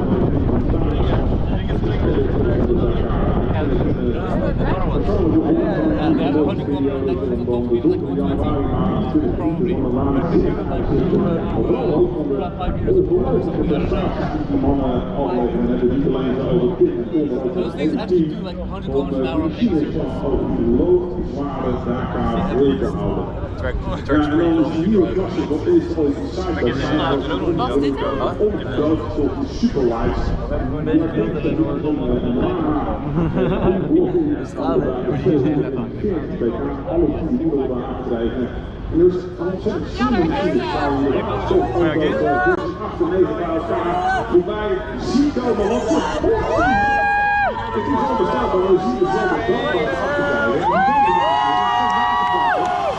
Ja, dat is best inderdaad onvoorstelbaar. Het is heel mooi om te zien dat ze deze technologie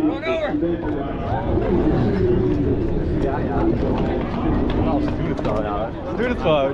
Randje gereden, hè? Ja, dat is de eerste keer in hoeveel jaar? Ja. 2019.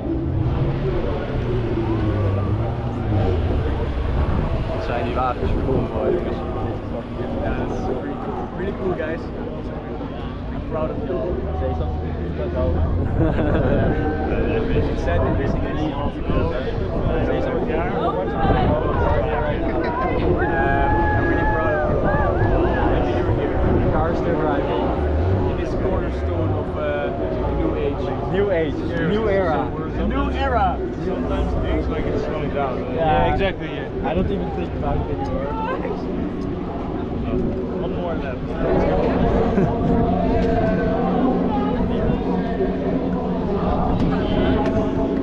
Let's go!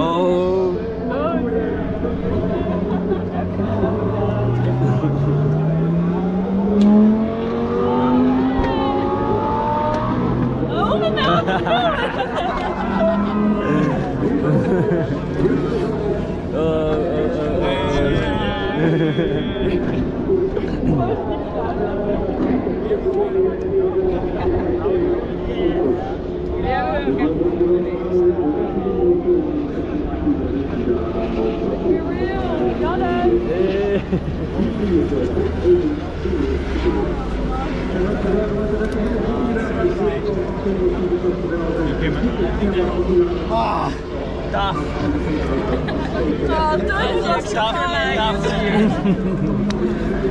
Thanks guys for finishing off this project.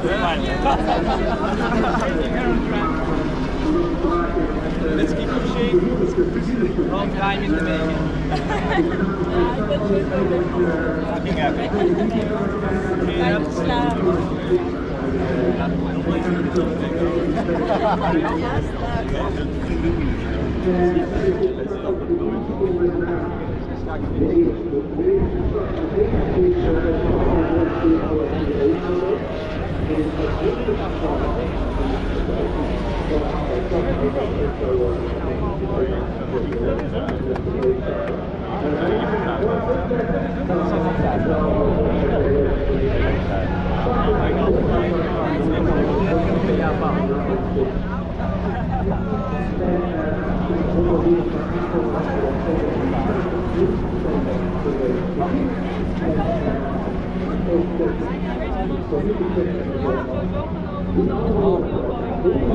Nou, kom binnen. Duurt steeds wel lang, het circuit is te lang. Ja.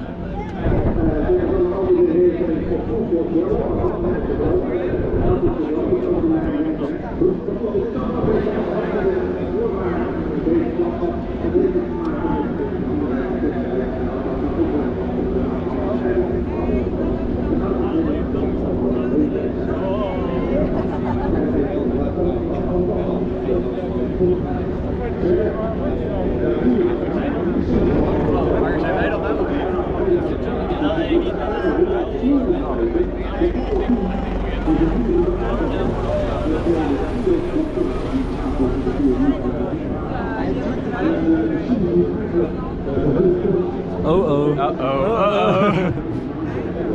Please just tell me that they stopped in the pit and everything is fine.